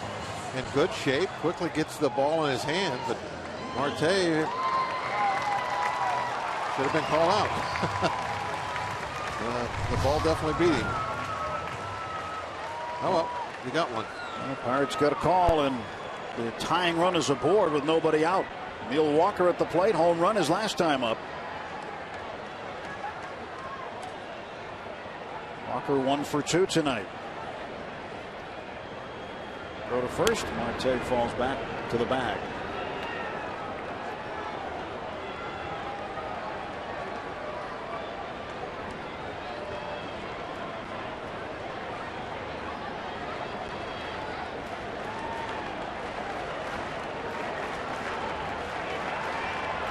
Marte held on by Craig. And the pitch to Walker. That's low for a ball. Wainwright just so quick when Marte's at first base. With other guys out there, I was watching earlier when Pedro was at first base. He's got a little bit of a leg kick, not much, but you can see something there. When Marte's been at first base, man, he just picks that leg up just high enough to get the cleats out of the dirt, and then slides it right forward. There goes Marte. Throw down by Cruz, not in time. Stolen base number 31 for Starling Marte, and the Pirates have a tying run in scoring position. You know, he was going to be up to that challenge. All he needed was a green light. He's going to go. He doesn't really care. Quick move or not. This had to be about a 1-2, 1-3 to the plate. Had to be. And Marte still beats it with that speed of his. Left hand going straight to the middle of the bag. Well, Marte has now tied Gene Segura of Milwaukee for second in stolen bases with 31. The leader is Everth Cabrera of San Diego with 37. And over to the right side, and that's going to get Marte over a station. A purposeful out for Walker. And now with less than 2 outs, the Bucks have the tying run at third base. That's kind of an odd looking play by Wainwright, wasn't it? Like, was perhaps thinking about letting this ball perhaps kick foul. Right there, look at him. See how he's, and then now he picks it up.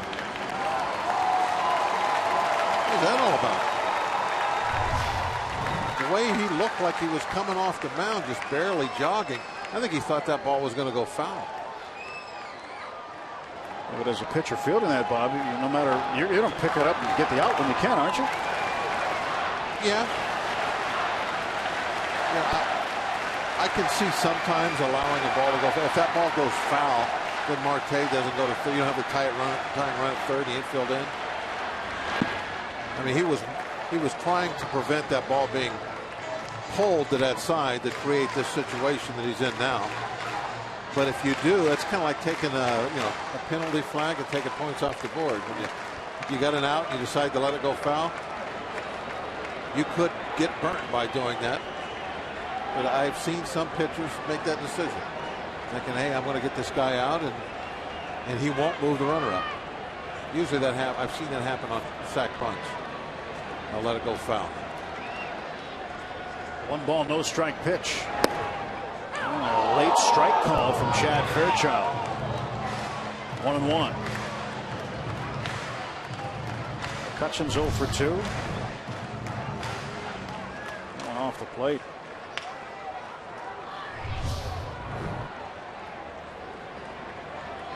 A lot of room out there for McCutcheon.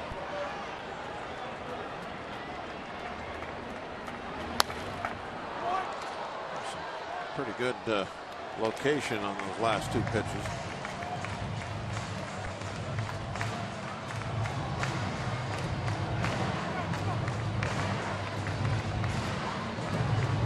That's an Andrew McCutcheon foul ball. You can see with the last 2 pitches that ended up, but one was a called strike. The other one was foul ball. Here comes the 1-2 pitch to Kutch. And this one's going to be caught by Jay Marte coming to the plate. And he will score the tying run. It's 4-4. Well, Marte almost had a blunder there. That ball was hit. He took off. And when Jay catches it in center field, Marte is still going back to third. And lucky he has that great speed. He was able to make up for that initial mistake. But nice job by McCutcheon. Just blistering this ball out to the outfield. Isn't that 3 sac flies in 3 games? Yep, back-to-back games with sacrifice flies to the outfield after not having one before that on the 27th of May. You can see how late Marte was crossing home plate there. That was because he initially had broke to the plate instead of back to the bag. Pitch to Pedro. Alvarez drove in a run with a base hit in the first inning, scored Marte. Watch Marte. See him come down the line instead of go back to the bag. Now he has to run back, tag. A strong-armed outfielder and a slower runner. That would have been a problem. Ball and a strike to Pedro, and the fans chanting, "Let's go Pedro," each time he gets to the plate. And a chant for Pedro, just part of the accentuation of the atmosphere around here in recent days. This is a ballpark and an event now in Pittsburgh you want to be a part of when the Pirates are playing. It is a great sports environment. 4-4. You look around, you think, oh, this is Saturday night. No, this is Wednesday.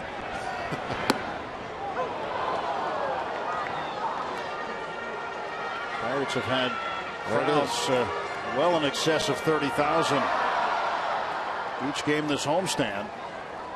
And coming into this series, many looked at this series as being the biggest one in the history of this ballpark here since 2001.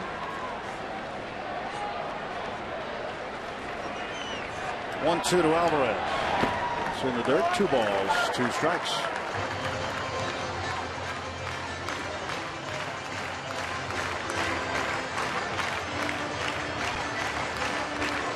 Going to be a tougher ticket, folks. Want to get a schedule and look ahead, plan ahead. Well, there certainly is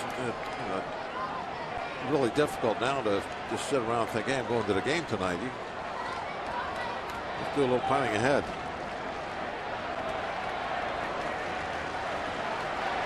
They're hyped on the rotunda, as they are every night now.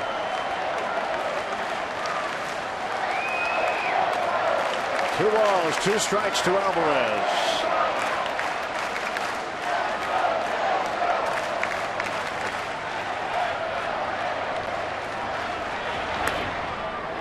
Three and 2. Cruz trying to frame that pitch. That's why it slid by the glove. Wanted to try and make that pitch look like it was a little bit higher than it actually was.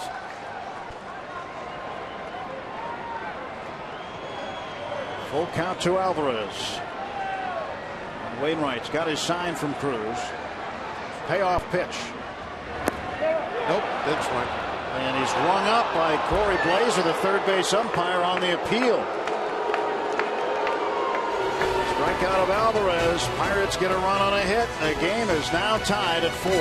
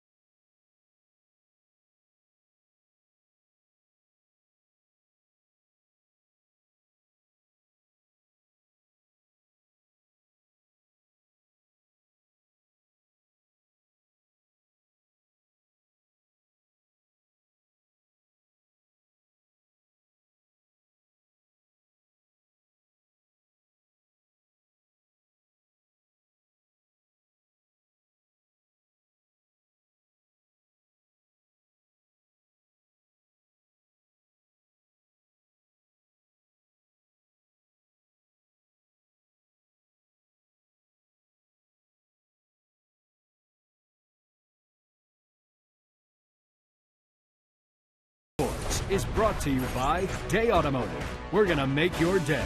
Let's go Bucks. 4-4. Starling Marte has scored twice. got on a bunt base hit, stole a base. McCutchen got him in with a sacrifice fly, more like a sacrifice line drive to center field. But it was enough to score Marte. Our day automotive this date in Pirates history, July 31st, 1974. Willie Stargell hit career home run number 339 in the first inning against Tom Seaver as the Pirates went on to an 8-3 win over the Mets in New York. Next to Day Automotive, we're going to make your day. Wainwright takes a strike, and today is the 25th anniversary of Willie Stargell getting the phone call that would confirm him as a Hall of Famer. First ballot Hall of Famer. Well deserved. Wainwright, his second base hit. Leadoff single for the Cardinal pitcher. And those first ballot Hall of Famers are those are the guys, when you hear the name, there's no hesitation. You're yes, obviously, Hall of Famer. And there's not that many of them. Willie would finish with 475 home runs.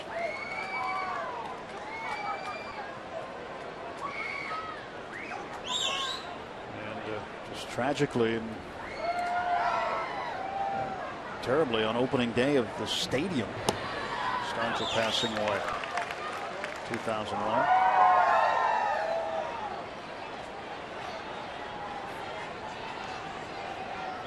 Folks can always remember number 8. Look up toward the upper deck here, and of course his bigger than life statue that is out front on Federal Street. Yeah, he's a big man.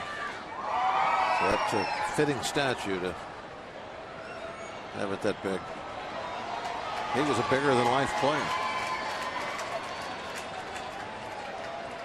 Nobody out, 1 ball, 1 strike to the center fielder, John Jay. Martin setting up outside. 2-1. Well, the Cardinal pitcher, Adam Wainwright, trying to help his own cause tonight with a couple of hits. 2 for 3. Gets a lead off of first base, held on by Garrett Jones. Gets any more hits, I'm going to start rooting for a DH. I don't think you'll ever do that. 2-2 now to John Jay.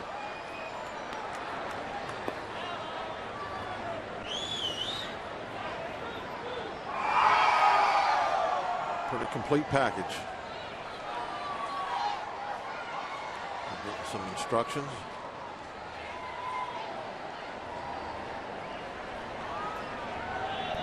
Two from Mazzaro. Well, there's 3 things I'm sure of: death, taxes, and that you'll never want a DH. There you go. I agree with that.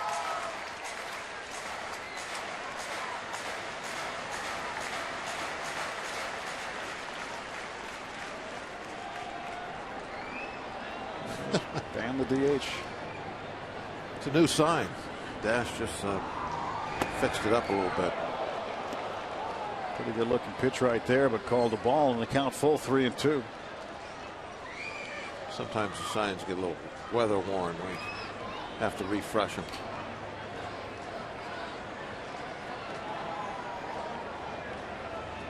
Pitch was right there at the top of the strike zone. The last pitch, but called a ball. And there's strike 3 called. Well, it worked out for Vin Mazzaro. He picks up his first strikeout of the night. Brought that down just a little bit that time for the call. Pretty close to the same spot as the ball 3 pitch.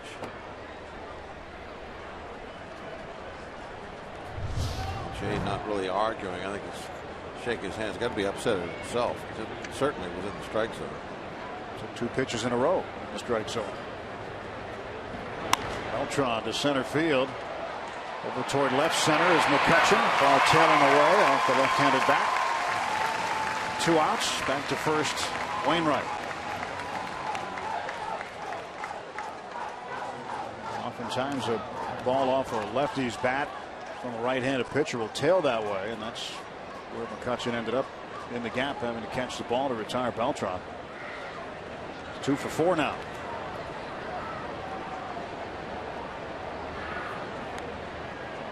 Went out away from putting back-to-back zeros up on the scoreboard. The first time tonight for that. In fact, neither team has been able to accomplish that Pirates have only been shut out in 1 inning second. Craig, a bouncer toward third, backing up Alvarez. They get the force out at second. Back-to-back zeros put up out of the bullpen by Vin Mazzaro.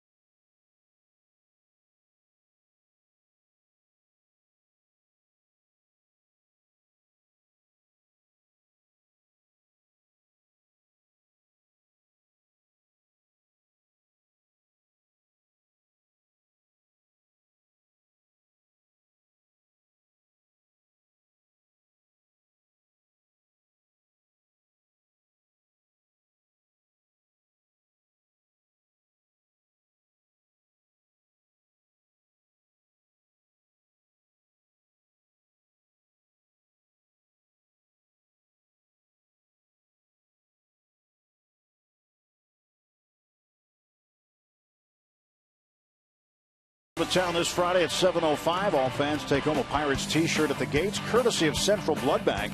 Get to Federal Street before the game for a Budweiser block party featuring local live music. And you can meet former Pirate great Bill Verdon at the Budweiser bar. For tickets, go to pirates.com/free shirt Friday. Look around the ballpark to see a number of the old Free Shirt Friday t-shirts. You'll see some new ones, of course, on Friday, a lot of them. Pirates and the Cardinals even at 4. These fans packing in the PNC Park. Bucko fever sweeping the bird. Drive around town, you see Jolly Rogers hanging from flagpoles in people's homes. You see them flying from cars. You see signs on businesses say "Let's go Bucks." Vuvuzelas are here. And right across the street, across the river rather, starting to see the Jolly Rogers hanging from the downtown buildings. More the merrier. That's going to be a big flag to see it that well from here.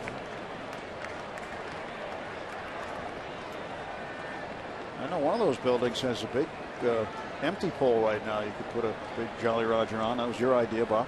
Another one of baseball's thinking man's ideas. What about a 60-70 footer up there? Jolly Rogers everywhere. 1-1 to Russell Martin.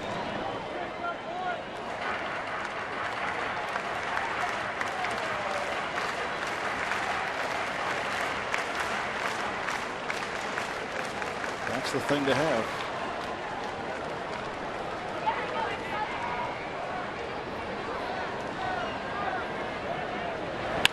Martin, a ground ball left side in the hole, off the glove of Cosma, and the Pirates have the go-ahead man aboard with nobody out. So Martin reaching. That's a base hit. Here we go. Nobody out. Make this work.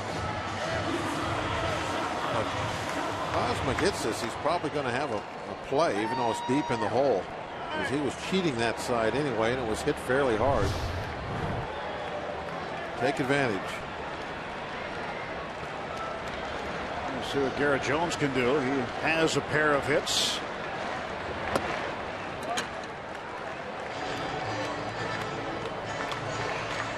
nice to see Garrett lose one right about now. Yeah, I'll take that.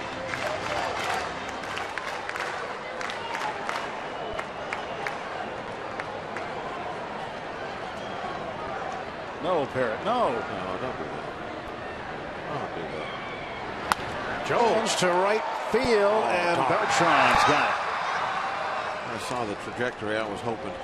I think I saw that one with my heart. Not your eyes. Yeah.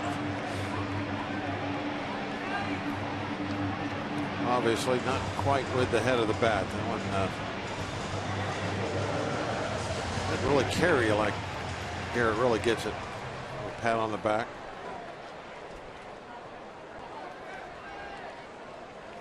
One out, and Alex Presley up.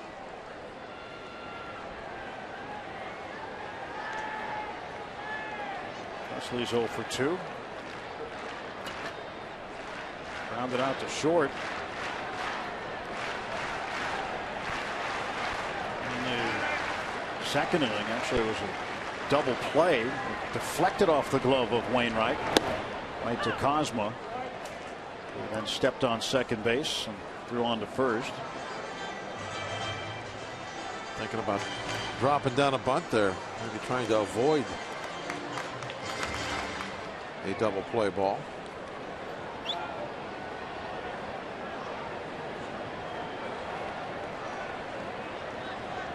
Nothing in one to Presley.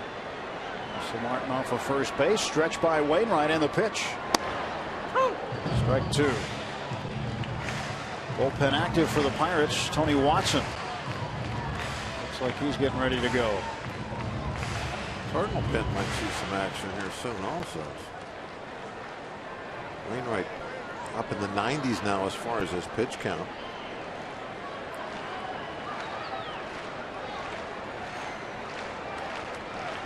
Presley at the plate, Barmas on deck, and the pitcher spot due up after that for the Pirates. And it's not like Wainwright's really been just cruising tonight. He's given up 4 runs on 8 hits, 5 1/3. And once he gets over 100 pitches, they're probably going to start a little tossing out in the Cardinal pen. Good block. A tough one. Curveball looked like it had some bite on it.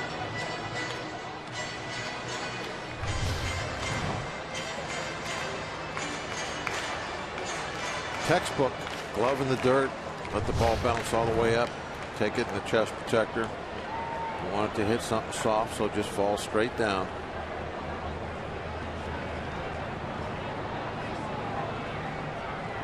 Presley's hit safely in 8 of his last 10 with the Pirates. That includes a couple of different stints between AAA and the majors. 2-2. You know, you talk about the block of Cruz and his defensive ability, and as a backup catcher with the Cardinals, you'd have to think getting a chance to work every day with and watch on most days Yadier Molina, one of the best in the business, go at it. It's going to rub off. You're going to learn something. And Molina going on the disabled list today. Reports where he went back to St. Louis to be examined. If you want to be a catcher and you're around anyone with the last name Molina, pay attention. You'll learn something. 2-2 to Presley. Now the count full. 3 balls, 2 strikes.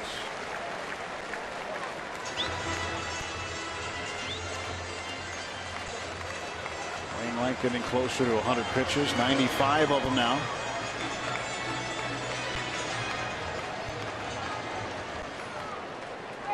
Barmas on deck. He's 2 for 2.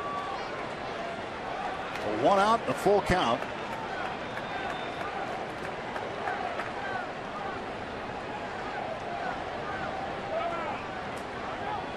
Time at the plate.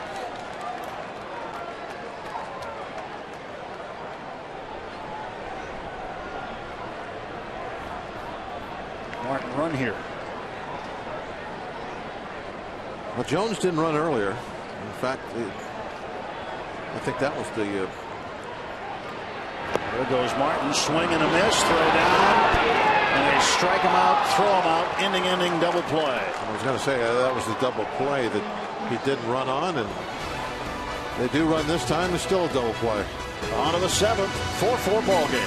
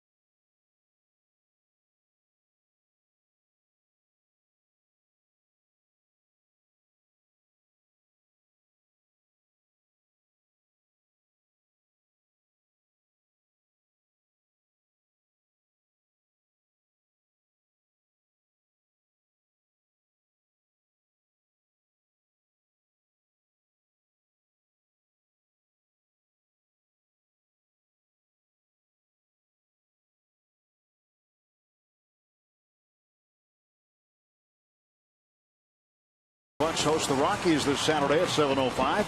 Stay after the game as fireworks light up the Pittsburgh skyline. It's also an Eden Park Scratch and Win Saturday. All fans get a scratch card. Good for prizes from Eden Park. For tickets, go to pirates.com. It'll be a big night. Rockies and Pirates. It'll be the second game of that 3-game set. But here we're in game 4 of a 5-game series with the Cardinals. And it's a 4-4 game heading to the 7th inning. Barrel Automotive leaders stat. Pirates all-time leaders. Willie Stargell, 475 home runs. Ralph Kiner, 301. Roberto Clemente, 240. Barrel Automotive. Definitely worth the click at barrel.com. They're driven to be better. Jose Tabata in right field is part of the double switch. He'll bat second in the bottom of the 7th inning. In the 9th spot, and left-hander Tony Watson takes over for Vin Mazzaro. Watson's opponent average just 197. He's really been keeping those hits way down this year. Facing Matt Holliday, who has had himself a night. He's 3 for 3. 2 runs batted in. Finally in first. That's an important stat, I think, when you're facing the Cardinals, is that opposition batting average. As you pointed out earlier, they attack you by bunching hits, and they're not going to hit a lot of home runs. Not that they don't have some power, but that's not necessarily how they're going to beat you. They don't steal bases, not a ton of team speed, but they bunch their hits. So you have to pitch well out of the stretch. Basically, that's what it comes down to. You get runners on, you got to prevent them from getting those clutch hits, hitting some runners in scoring position. That's where they excel. That's their strength. They've been able to bunch of key hits because they lead the National League in runs scored with 501. Now they have a very high team batting average. They get hits. Carlos Beltran, a multi-hit night tonight. And he scored 2 of the 4 Cardinals runs.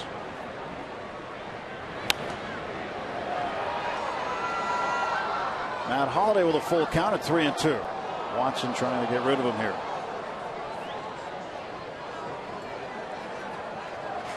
David Freese on deck.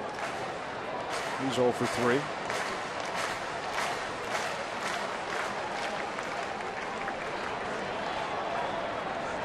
Payoff pitch. He got him. Foul tipped into the glove of Martin for strike 3. He went off speed on the 3-2 pitch. Didn't give in to the hitter's count. Did not go after him with a fastball. A little spinner. And Holiday out in front of it. Right over the top. Quick check back to make sure that the ball was held.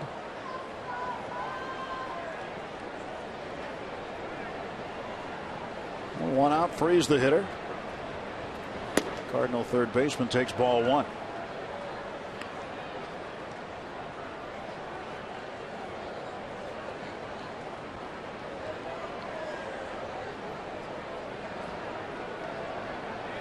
For 9 in the series.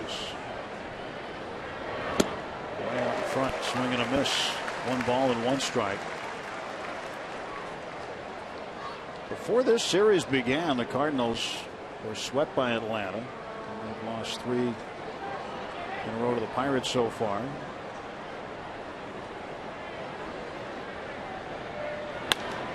A base hit for Freeze, his first of this series.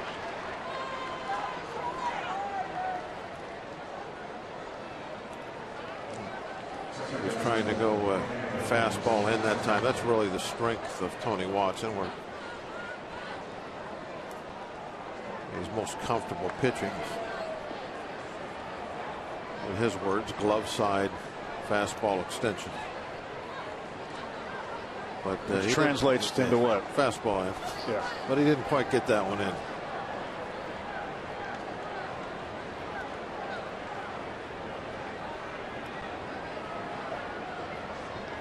Descalso's 2 for 3. He takes outside for a ball. 12 hits tonight for the Cardinals. 8 for the Pirates. Score is even at 4-4. Pirates with single runs in the first, third, fourth, and fifth. Makings of a picket fence up on the scoreboard.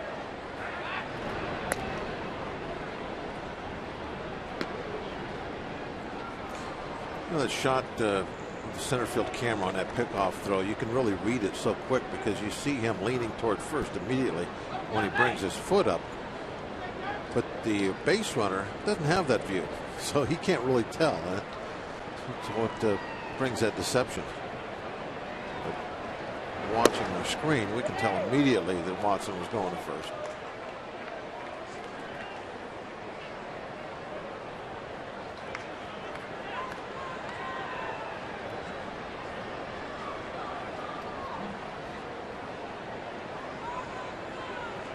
He's the runner at first. I wonder in a day game if you could watch the pitcher's shadow.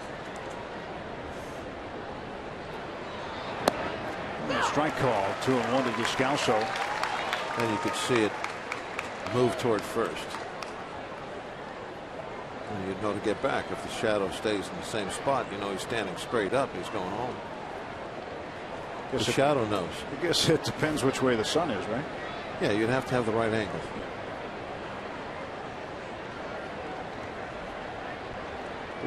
Which way would the sun have to be, Bob? Do you know? Well, I think that in Colorado would work because of the way the ballpark is. The sun sets beyond third base. Yeah, you would have the right angle there. A lot of work went into their outfits tonight.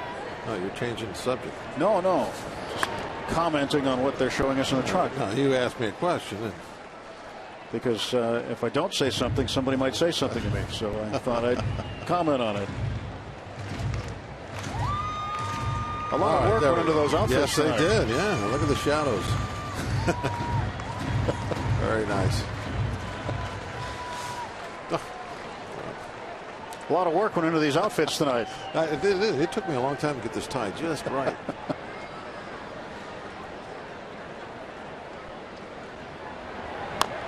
Down to third base. Alvarez can't play the hop.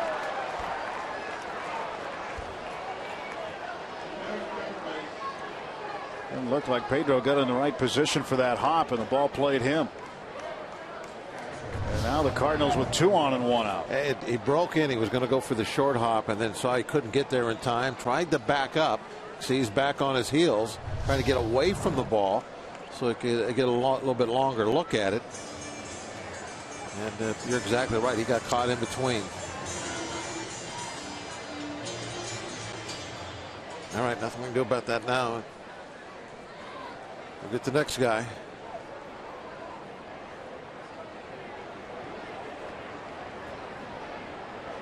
Tony Watson's got to face Tony Cruz. Hit Pedro another one.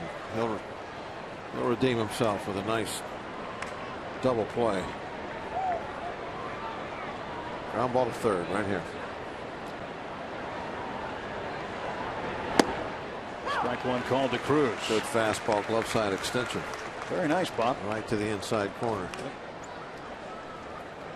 Fastball in. I know Tony told you that. You had to think about it a couple times. I did. Okay.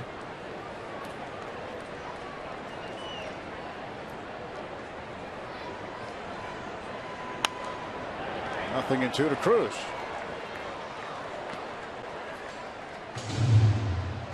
Cruz has grounded to shortstop twice. Once he got a run in. That was Matt Holliday in the third inning.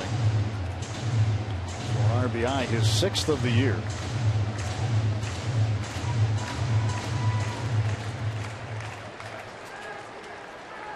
Oh, and 2 to Cruz. 1 out, 2 on.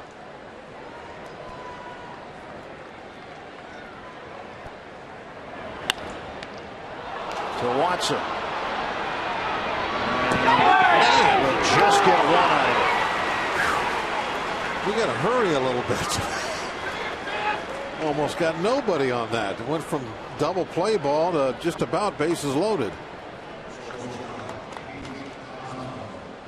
Tony wiping his brow. I'm a little nervous. That's a double play ball. Now, okay, now we got to get one. But Tony regrouping, taking a crow hop, and barely getting that out at first base. Wow, man, that's what, about 3 inches? That's the definition of bang bang play. That was close. Okay, we got 2 outs. Now the job is to get the shortstop Cosmo, the number 8 hitter. Pitcher spot on deck. Yeah, but the pitcher's 2 for 3. Well, he wouldn't hit, I don't think. He's almost at 100 pitches. Tie game, 7th inning. Not that, you know, I haven't ever seen anybody like pitcher hit in this situation, but most of the time this is going to be a pinch hitter. Brock Peterson hiding in the tunnel. He was just called up today.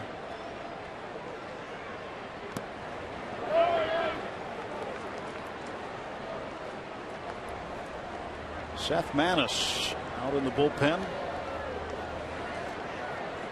He pitched in game 1 of the doubleheader yesterday. That game won by the Pirates 2-1.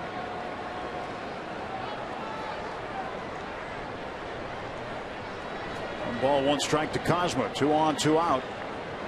2nd and 3rd for St. Louis. And a long strike out of play. Ball and 2 strikes, so Watson a strike away from getting out of the inning.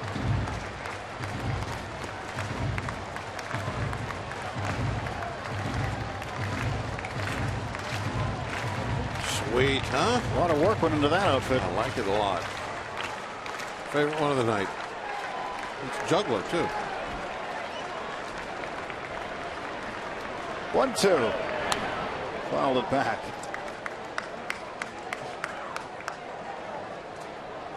Well, winning baseball brings them all out, doesn't it? Must have a real long extension cord, huh? Or he found a good deal on batteries. It's the Bergman.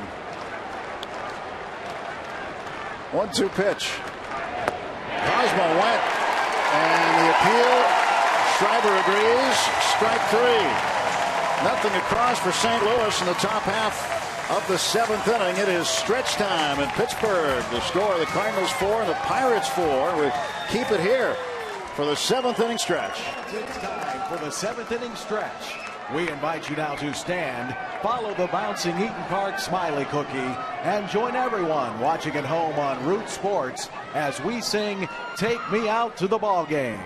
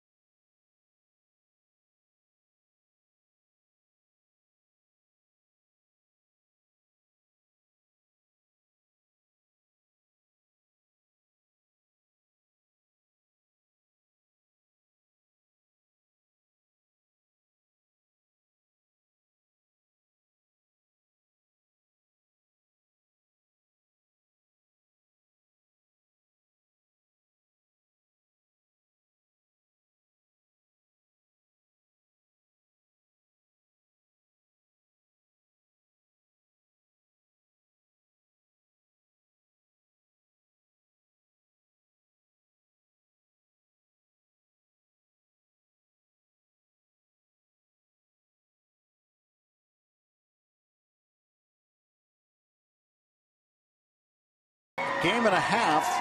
Pirates have the lead over St. Louis. Win here tonight. That's 2.5 up. Cincinnati 5.5 after their 4-1 win over San Diego out west earlier today. A bit of an international flair here tonight on the Rotunda. Clint Hurdle's Pirates trying to get a run or two off Adam Wainwright in the bottom half of the 7th inning. Armas has had a good night. A single in the 2nd inning and an RBI double in the 4th.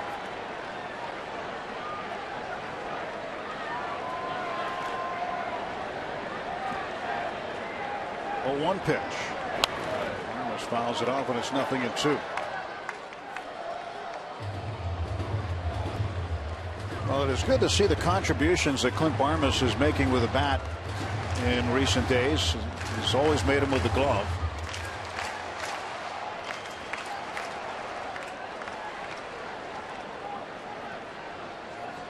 Barmas is helping to strengthen the infield offensively, the middle part of it, with Mercer, Walker, and Barmas all getting playing time now. And you might see Jordy Mercer a little bit more with Barmas against lefties. Not that there's going to be any kind of platoon situation, as Clint Hurdle has said that strongly. There will not be a platoon, but you might see Mercer get more at bats and play second base perhaps when lefties are on the hill, as opposed to having Walker bat right-handed, which is his weaker side when he switch hits.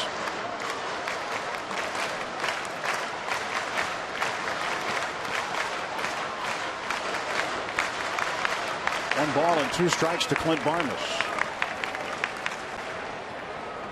For his last 16 games, hitting .292. 1-2 from Adam Wainwright. He struck him out. So Barmas is gone. 1 out for the Pirates in the 7th inning. Road ahead for the Pirates, brought to you by Nissan. Tomorrow, the final game of this 5-game set. Joe Kelly gets the start for St. Louis. Charlie Morton, ground chuck will go for the Buccos. Kelly 1-3, Morton 3-2. Coverage begins at 6:30 here on Root Sports. Last game with the Redbirds for a few days. Pirates will continue the homestand against Colorado and Miami, then go out to Colorado and then back to St. Louis on the next road trip. Jose Tomlin rounds at the short. 2 outs. Quick couple of outs here for Wainwright, as he now is over 100 pitches. Leading off next inning. This will be the last we see of him.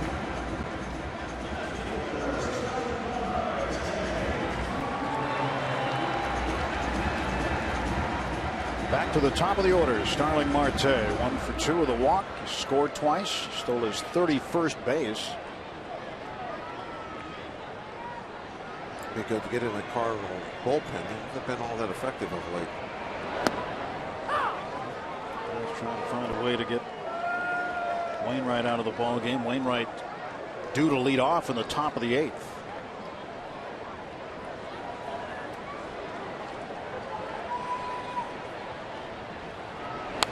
Spot in the batting order is due to lead off in the top of the 8th anyway.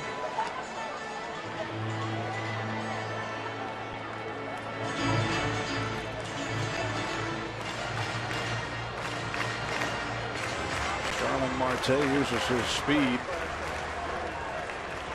to his advantage. Manis ready to go. Wilson warming up for the Pirates. You would expect this would be the last inning for Wainwright. 1-2.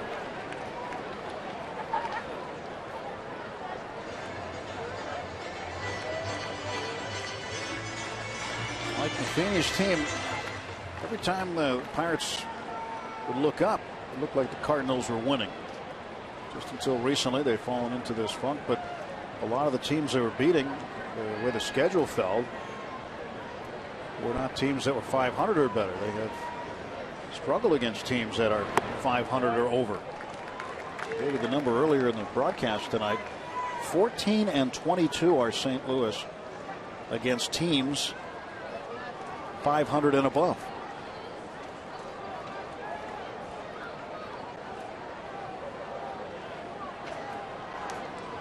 It's a head scratcher. I wonder what our record is at 500 teams. I'll look that up. Curious now to compare. The staff is on it. Are they? If they weren't, they will be now.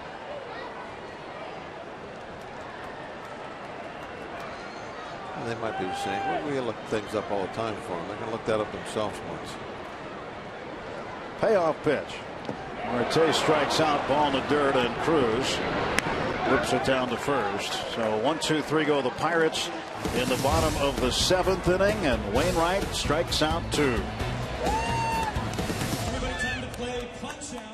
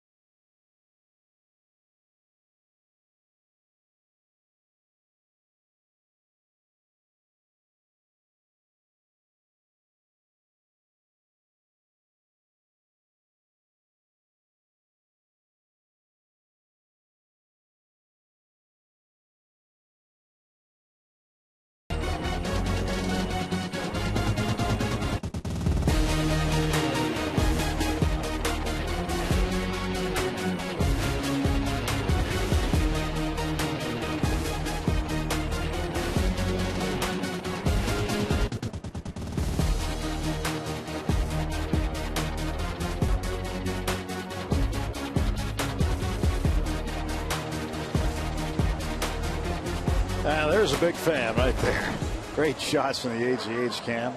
He'll grow up to be that fan someday. Well, 4-4 as we start the 8th inning. Bucks and Cards. Another weeknight crowd of better than 30,000. 31,679. So Brock Peterson will pinch hit. Wainwright's done for the night. Adam Wainwright. Pretty good start for him. Gave up the 4 earned runs. 7 innings pitched. Another night at the office for Wainwright, the ace of the Cardinal staff. But he leaves with the ball game tied. Pirates able to kind of just chip away at him tonight. Put up 4 ones and just 3 zeros. Peterson a swing and a miss. And you know your job as a starting pitcher, go 7 innings, stay out of the big inning, give your team a chance to win, and that's kind of the definition of tonight's start for Wainwright. 4-4 ball game, stayed out of the big inning. I'm sure he's not happy with the game because they're really not as up to his standards. He would have loved to be maybe leading now 4-2, something like that. That would be more to his liking.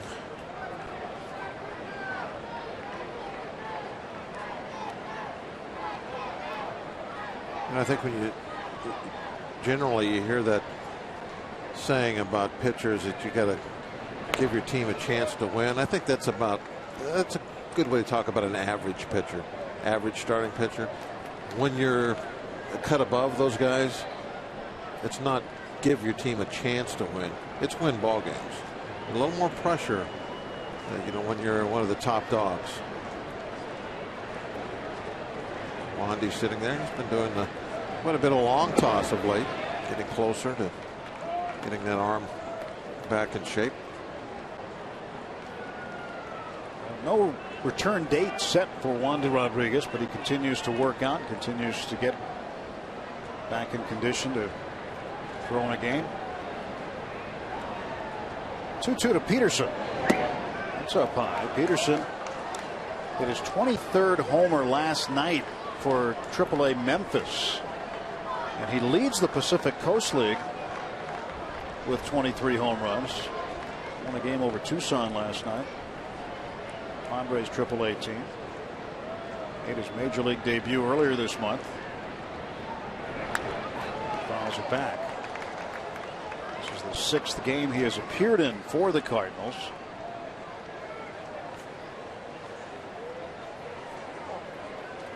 Never too young to own a Jolly Roger.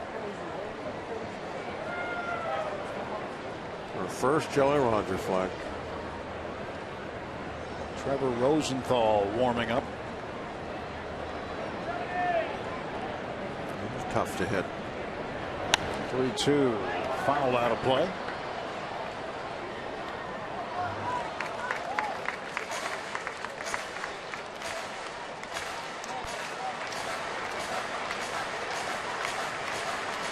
And 3 balls and 2 strikes to Brock Peterson.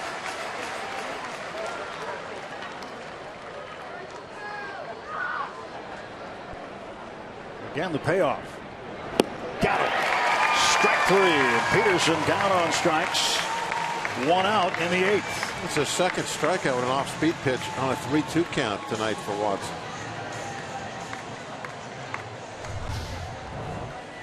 Pulls the string on this one. Peterson out in front. Tried to pump all those fastballs by him. He couldn't quite do it. He kept getting a piece, fouling off, fouling off. Finally took a chance, went change up. Peterson goes down. John Jay looks to bunt, takes a strike.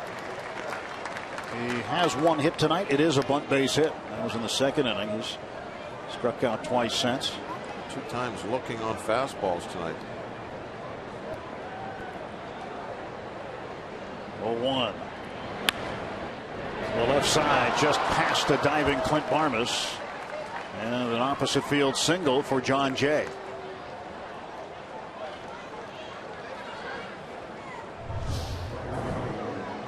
Take a look. You see he got a little bit of a slider, I think, and just fought it off. Barmas shading up the middle and couldn't quite get to it.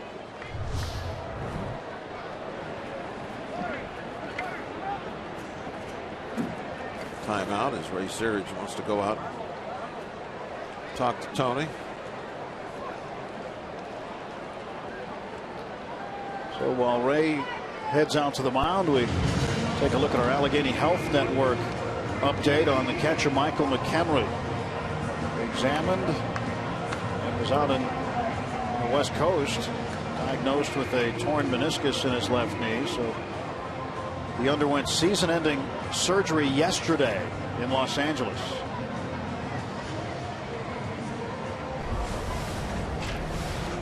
And Michael tweeted a photo of the fort. So thanks for your encouragement. Grateful for a successful meniscus repair. Michael, it must be cold out there. We're rooting for you. We wish nothing but the best to the fort. As, double thumbs up back at you. Yep. Hopefully we'll see him back here at the ballpark soon. He'll be back here as soon as they let him. Meantime, Tony Sanchez takes over the backup catching role, and Tony now more than likely not going back to Indianapolis. Beltran to center field, going back on it, McCutcheon. 2 gone. Didn't like the sound of that one, did you? No. that good click of the bat. Kutch read it right. Got back there plenty of time. Ended up making an easy play off. Beltran just so dangerous. Great hitter for many years. One of the best switch hitters out there. He's put up some impressive numbers. Another good hitter now standing in. Alan Craig 1 for 4 tonight.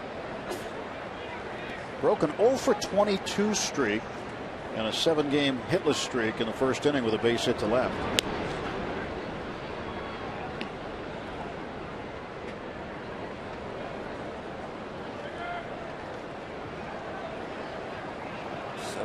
RBIs on just 10 home runs. He's been hitting in the middle part of the order. Their top man hitting with runners in scoring position. Throw to first. And Jay gets back. Another tight ball game between the Cardinals and the Pirates. Had one yesterday in game 1 of the doubleheader. Went to 11 innings before the Pirates would win it 2-1 on an Alex Presley walk-off single. It deflected off the glove of reliever Kevin Segrist.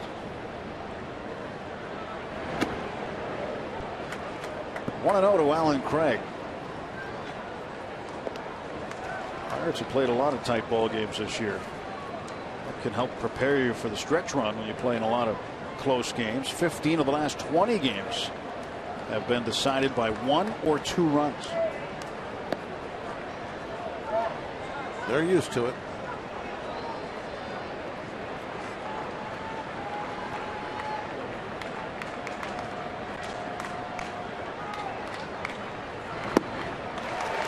Speed pitch got Craig to swing and miss. 1 ball, 1 strike.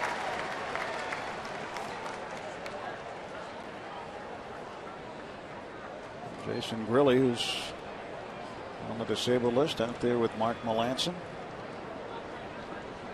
Grilli wants to help in any way possible during his time down. He's in a period of rest right now. If it's just doing what he's doing now, he wants to do it. Going out there talking to the other relievers. In fact, Grilli, when the team got back from the road trip, it was late in the evening.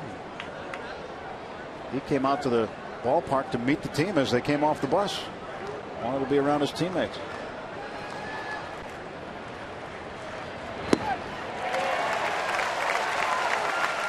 One ball and 2 strikes to Alan Craig.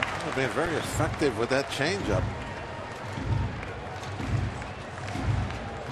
Hasn't been necessarily the extension fastball. What a good cambios. Cambios. 1-2. Little comeback to Watson. Cambio.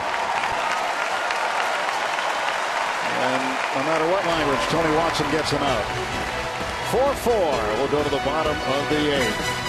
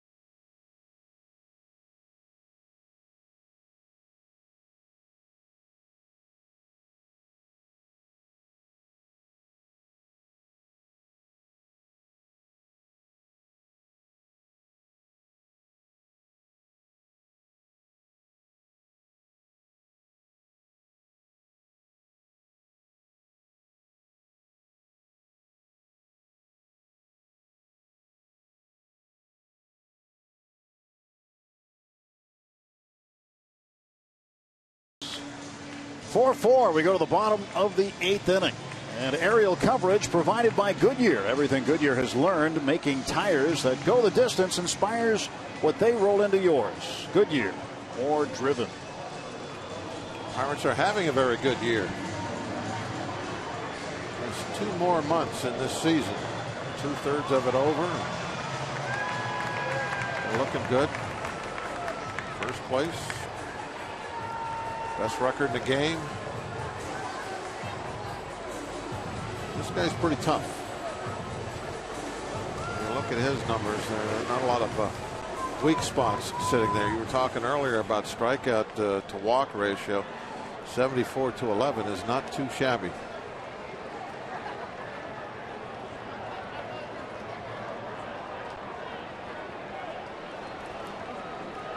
Rosenthal to face Neil Walker. 2, 3, and 4 for the Pirates. And Walker bangs a single to right field. Walker 2 for 4.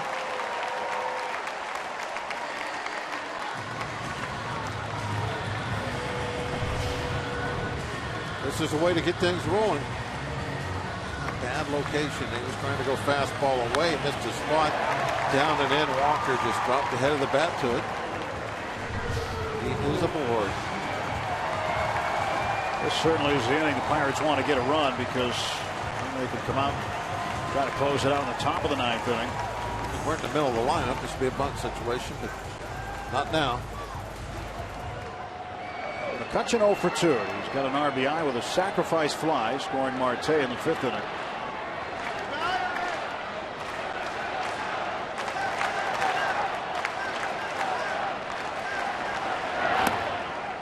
Ball 1 to Kutch.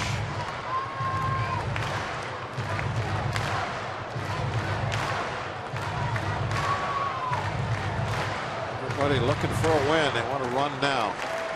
Score in the 8th. And then win it in the 9th. Walker peeking in. So we'll take a look at the signs. A little bit up. 2 balls, no strikes. Yeah, that one missed by a smidgen.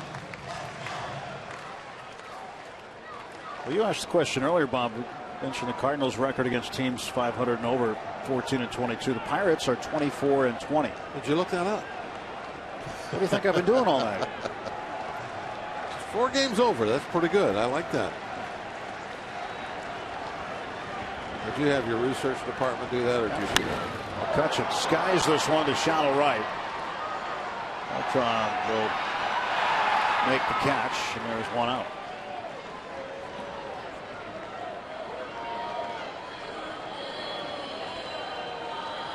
All right.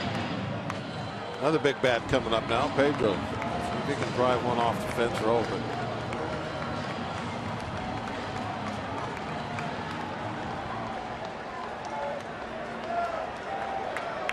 He hit his league-leading 27th home run Monday night. It was a 3-run homer, his 3rd 3-run shot of the year.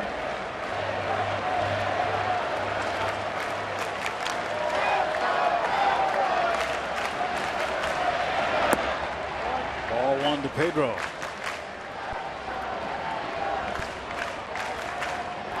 One time right now.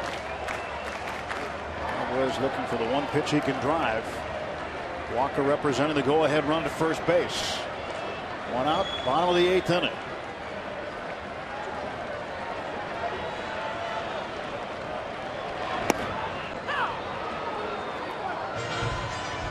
One and 1. Pedro with a solid RBI single in the 1st inning. He flied to right in the 3rd, struck out swinging in the 5th. Trevor Rosenthal, Cardinal right-hander, looking in at Cruz for the sign.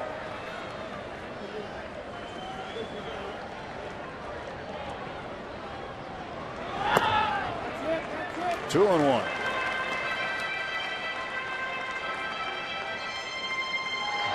Rosenthal appeared yesterday, pitched an inning, gave up a hit, had 1 strikeout. Game 1 of the doubleheader.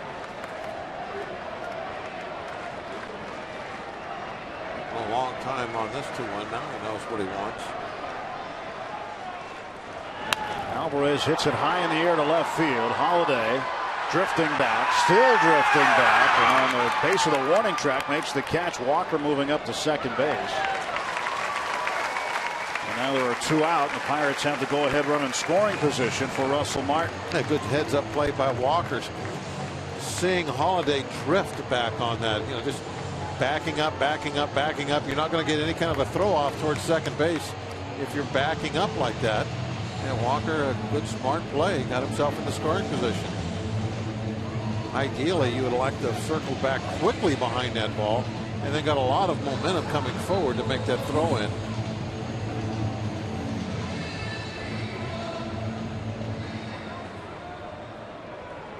Good heads up play by Neal. Could make the difference tonight.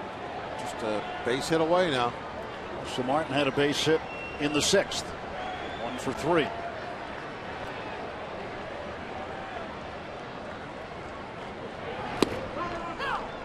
Takes strike 1. 0-1 to Russell. Batting average .248.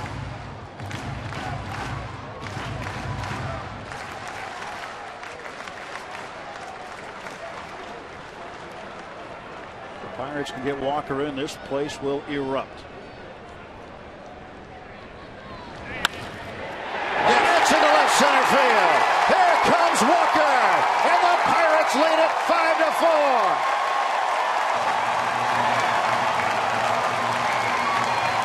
That's a great hit for Russell. Think about Neal's inning. Leads off with that base hit. Good heads-up play. Took advantage of what was going on out left field with Holiday drifting back. Puts himself in position to be able to score the go-ahead run on the single by Martin. That was some good baseball.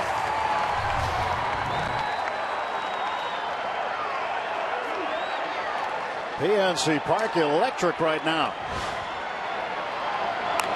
Jones pops this one up into the seats, third base side. Strike 1 to Garrett.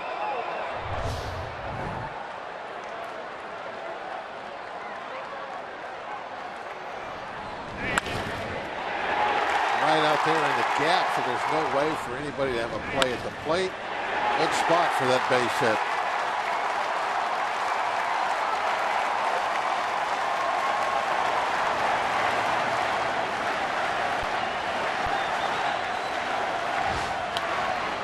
Strike 2 to Garrett. Well, that's kind of run. It really, you're proud of that one. You know what I mean? That's something you kind of created it. It's been a good night for Walker. A solo home run in the 3rd inning. Russell Martin was 0 for 2 before getting a base hit in the 6th, and then his big hit here. Now Melanson up. He'll come on to try to save it. Martin trying for second base. Throw down, and Russell is out. Second time tonight Martin has been caught stealing. Walker scores on Martin's base hit, and Melanson trying to close out the win.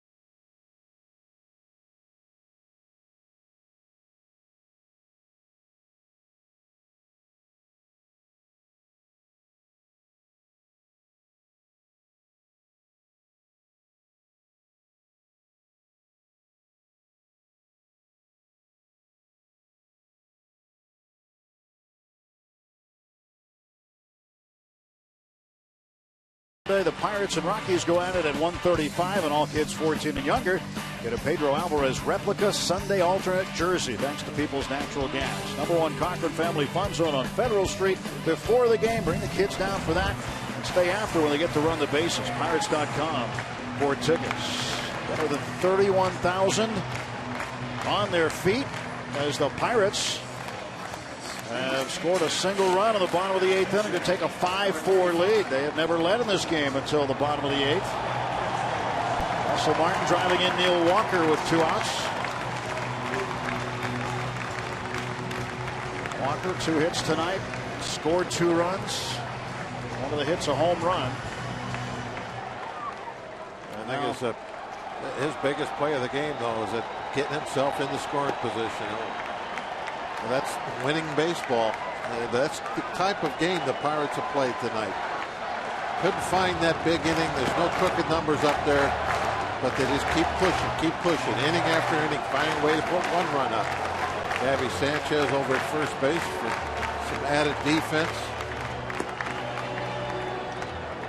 And the Shark in the ball game, Melanson, into that closer's role. What a fine season he's had. We talk about these fantastic numbers all the time. Just about as impressive as any reliever we've had in many years. Now he's the closer with Grilli on the shelf for a while. And hopefully he can get this save tonight. What a big win it would be. Get all the flags up. Jolly Rogers, everything. So Melanson looking for save number 5. He'll have to start with Matt Holliday, who is 3 for 4. How many kids' bedrooms around this area have Jolly Rogers on the wall now? A ton of them. A ton of them. Melanson's first pitch. And Holliday takes low. They're everywhere.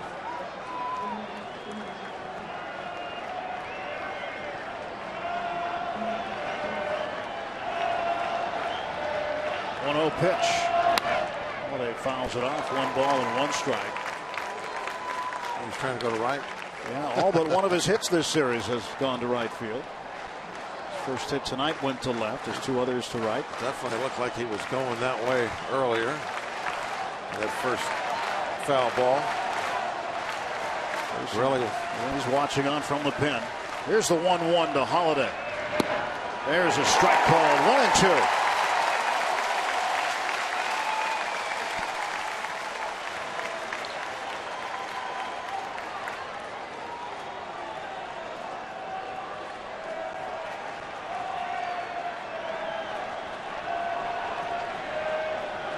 One ball, 2 strike pitch to the Cardinal left fielder. Holliday laid off that one. It's outside. 2 balls and 2 strikes. And the fans just hanging on every single pitch. So am I. They're not alone. Bob's getting some exercise up here. The way he's gyrating and moving with each pitch. It's been a tough night. It's a tough game. 2-2. Bouncer toward the middle. Walker throws him out. 1 gone. Put that cutter right on the edge of the strike zone. Get that little tapper up the middle. Well, the Pirates now 2 outs away from sending the Cardinals to their 7th straight defeat.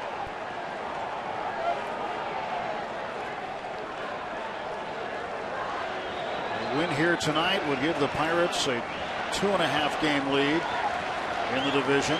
Still 2 outs to go, though. David Freese at the plate. 1 ball, no strikes.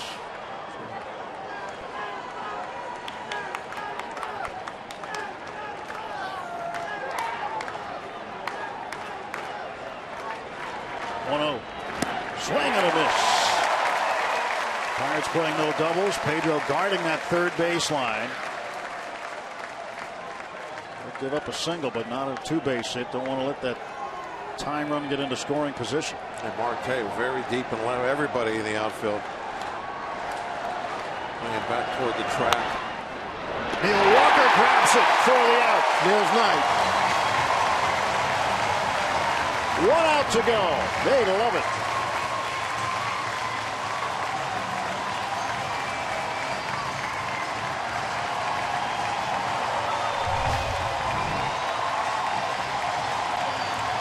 Did a good job of hitting by Freeze, but Walker was there. Look at the reaction of Freeze. You know, these are some big games. Descalso at the plate. 2 down, the pitch. And a strike call.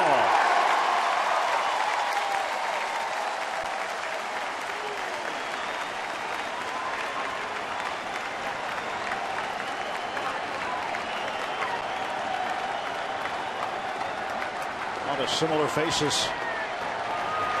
Cardinal fans. And now the Cards down to their final strike tonight. 0-2 to Descalso. A win here would give the Pirates 6 straight wins against St. Louis in one season for the first time since they won 13 in a row in 1992.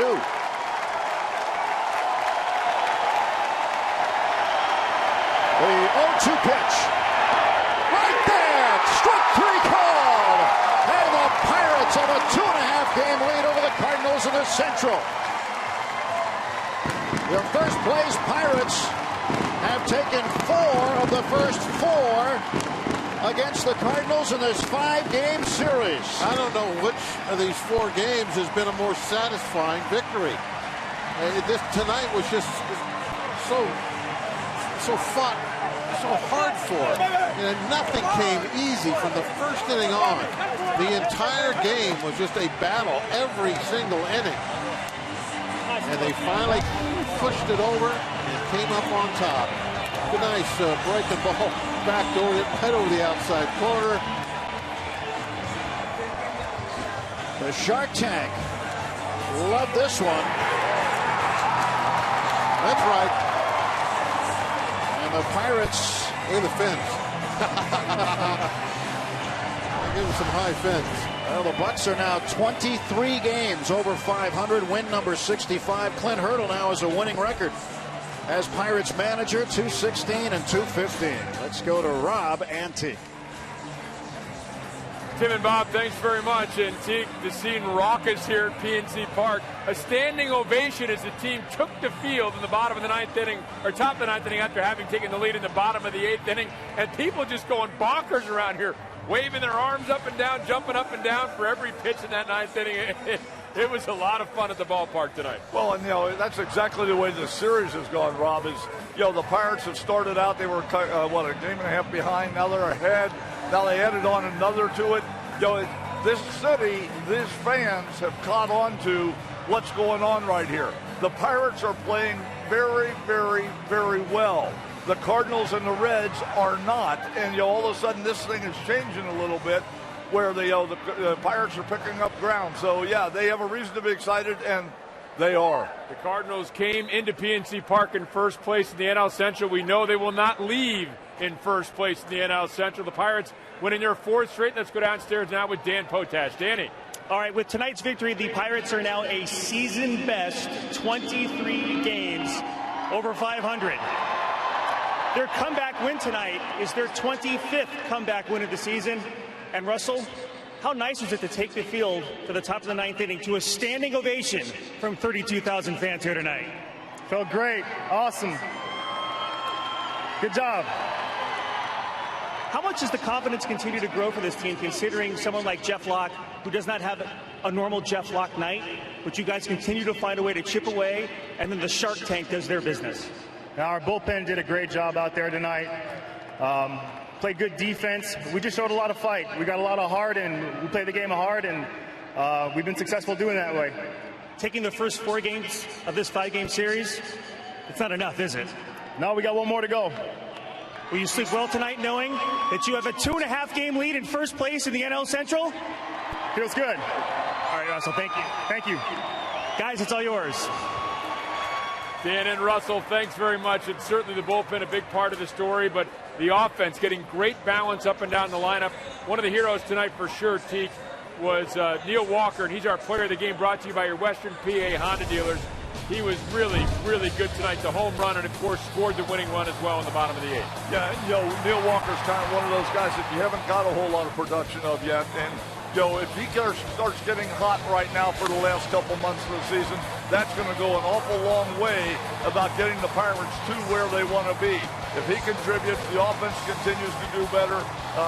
There's no telling how far this team could possibly go. The Cardinals have lost 7 straight. The Pirates have won the first 4 games of this 5-game series. This big showdown with the St. Louis Cardinals. Coming up next, we'll have highlights, post-game reaction, highlights from around the league as well. Last week, a lot coming your way next on Pirates Postgame, presented by the Allegheny Health Network, following the Bucs' 5-4 win.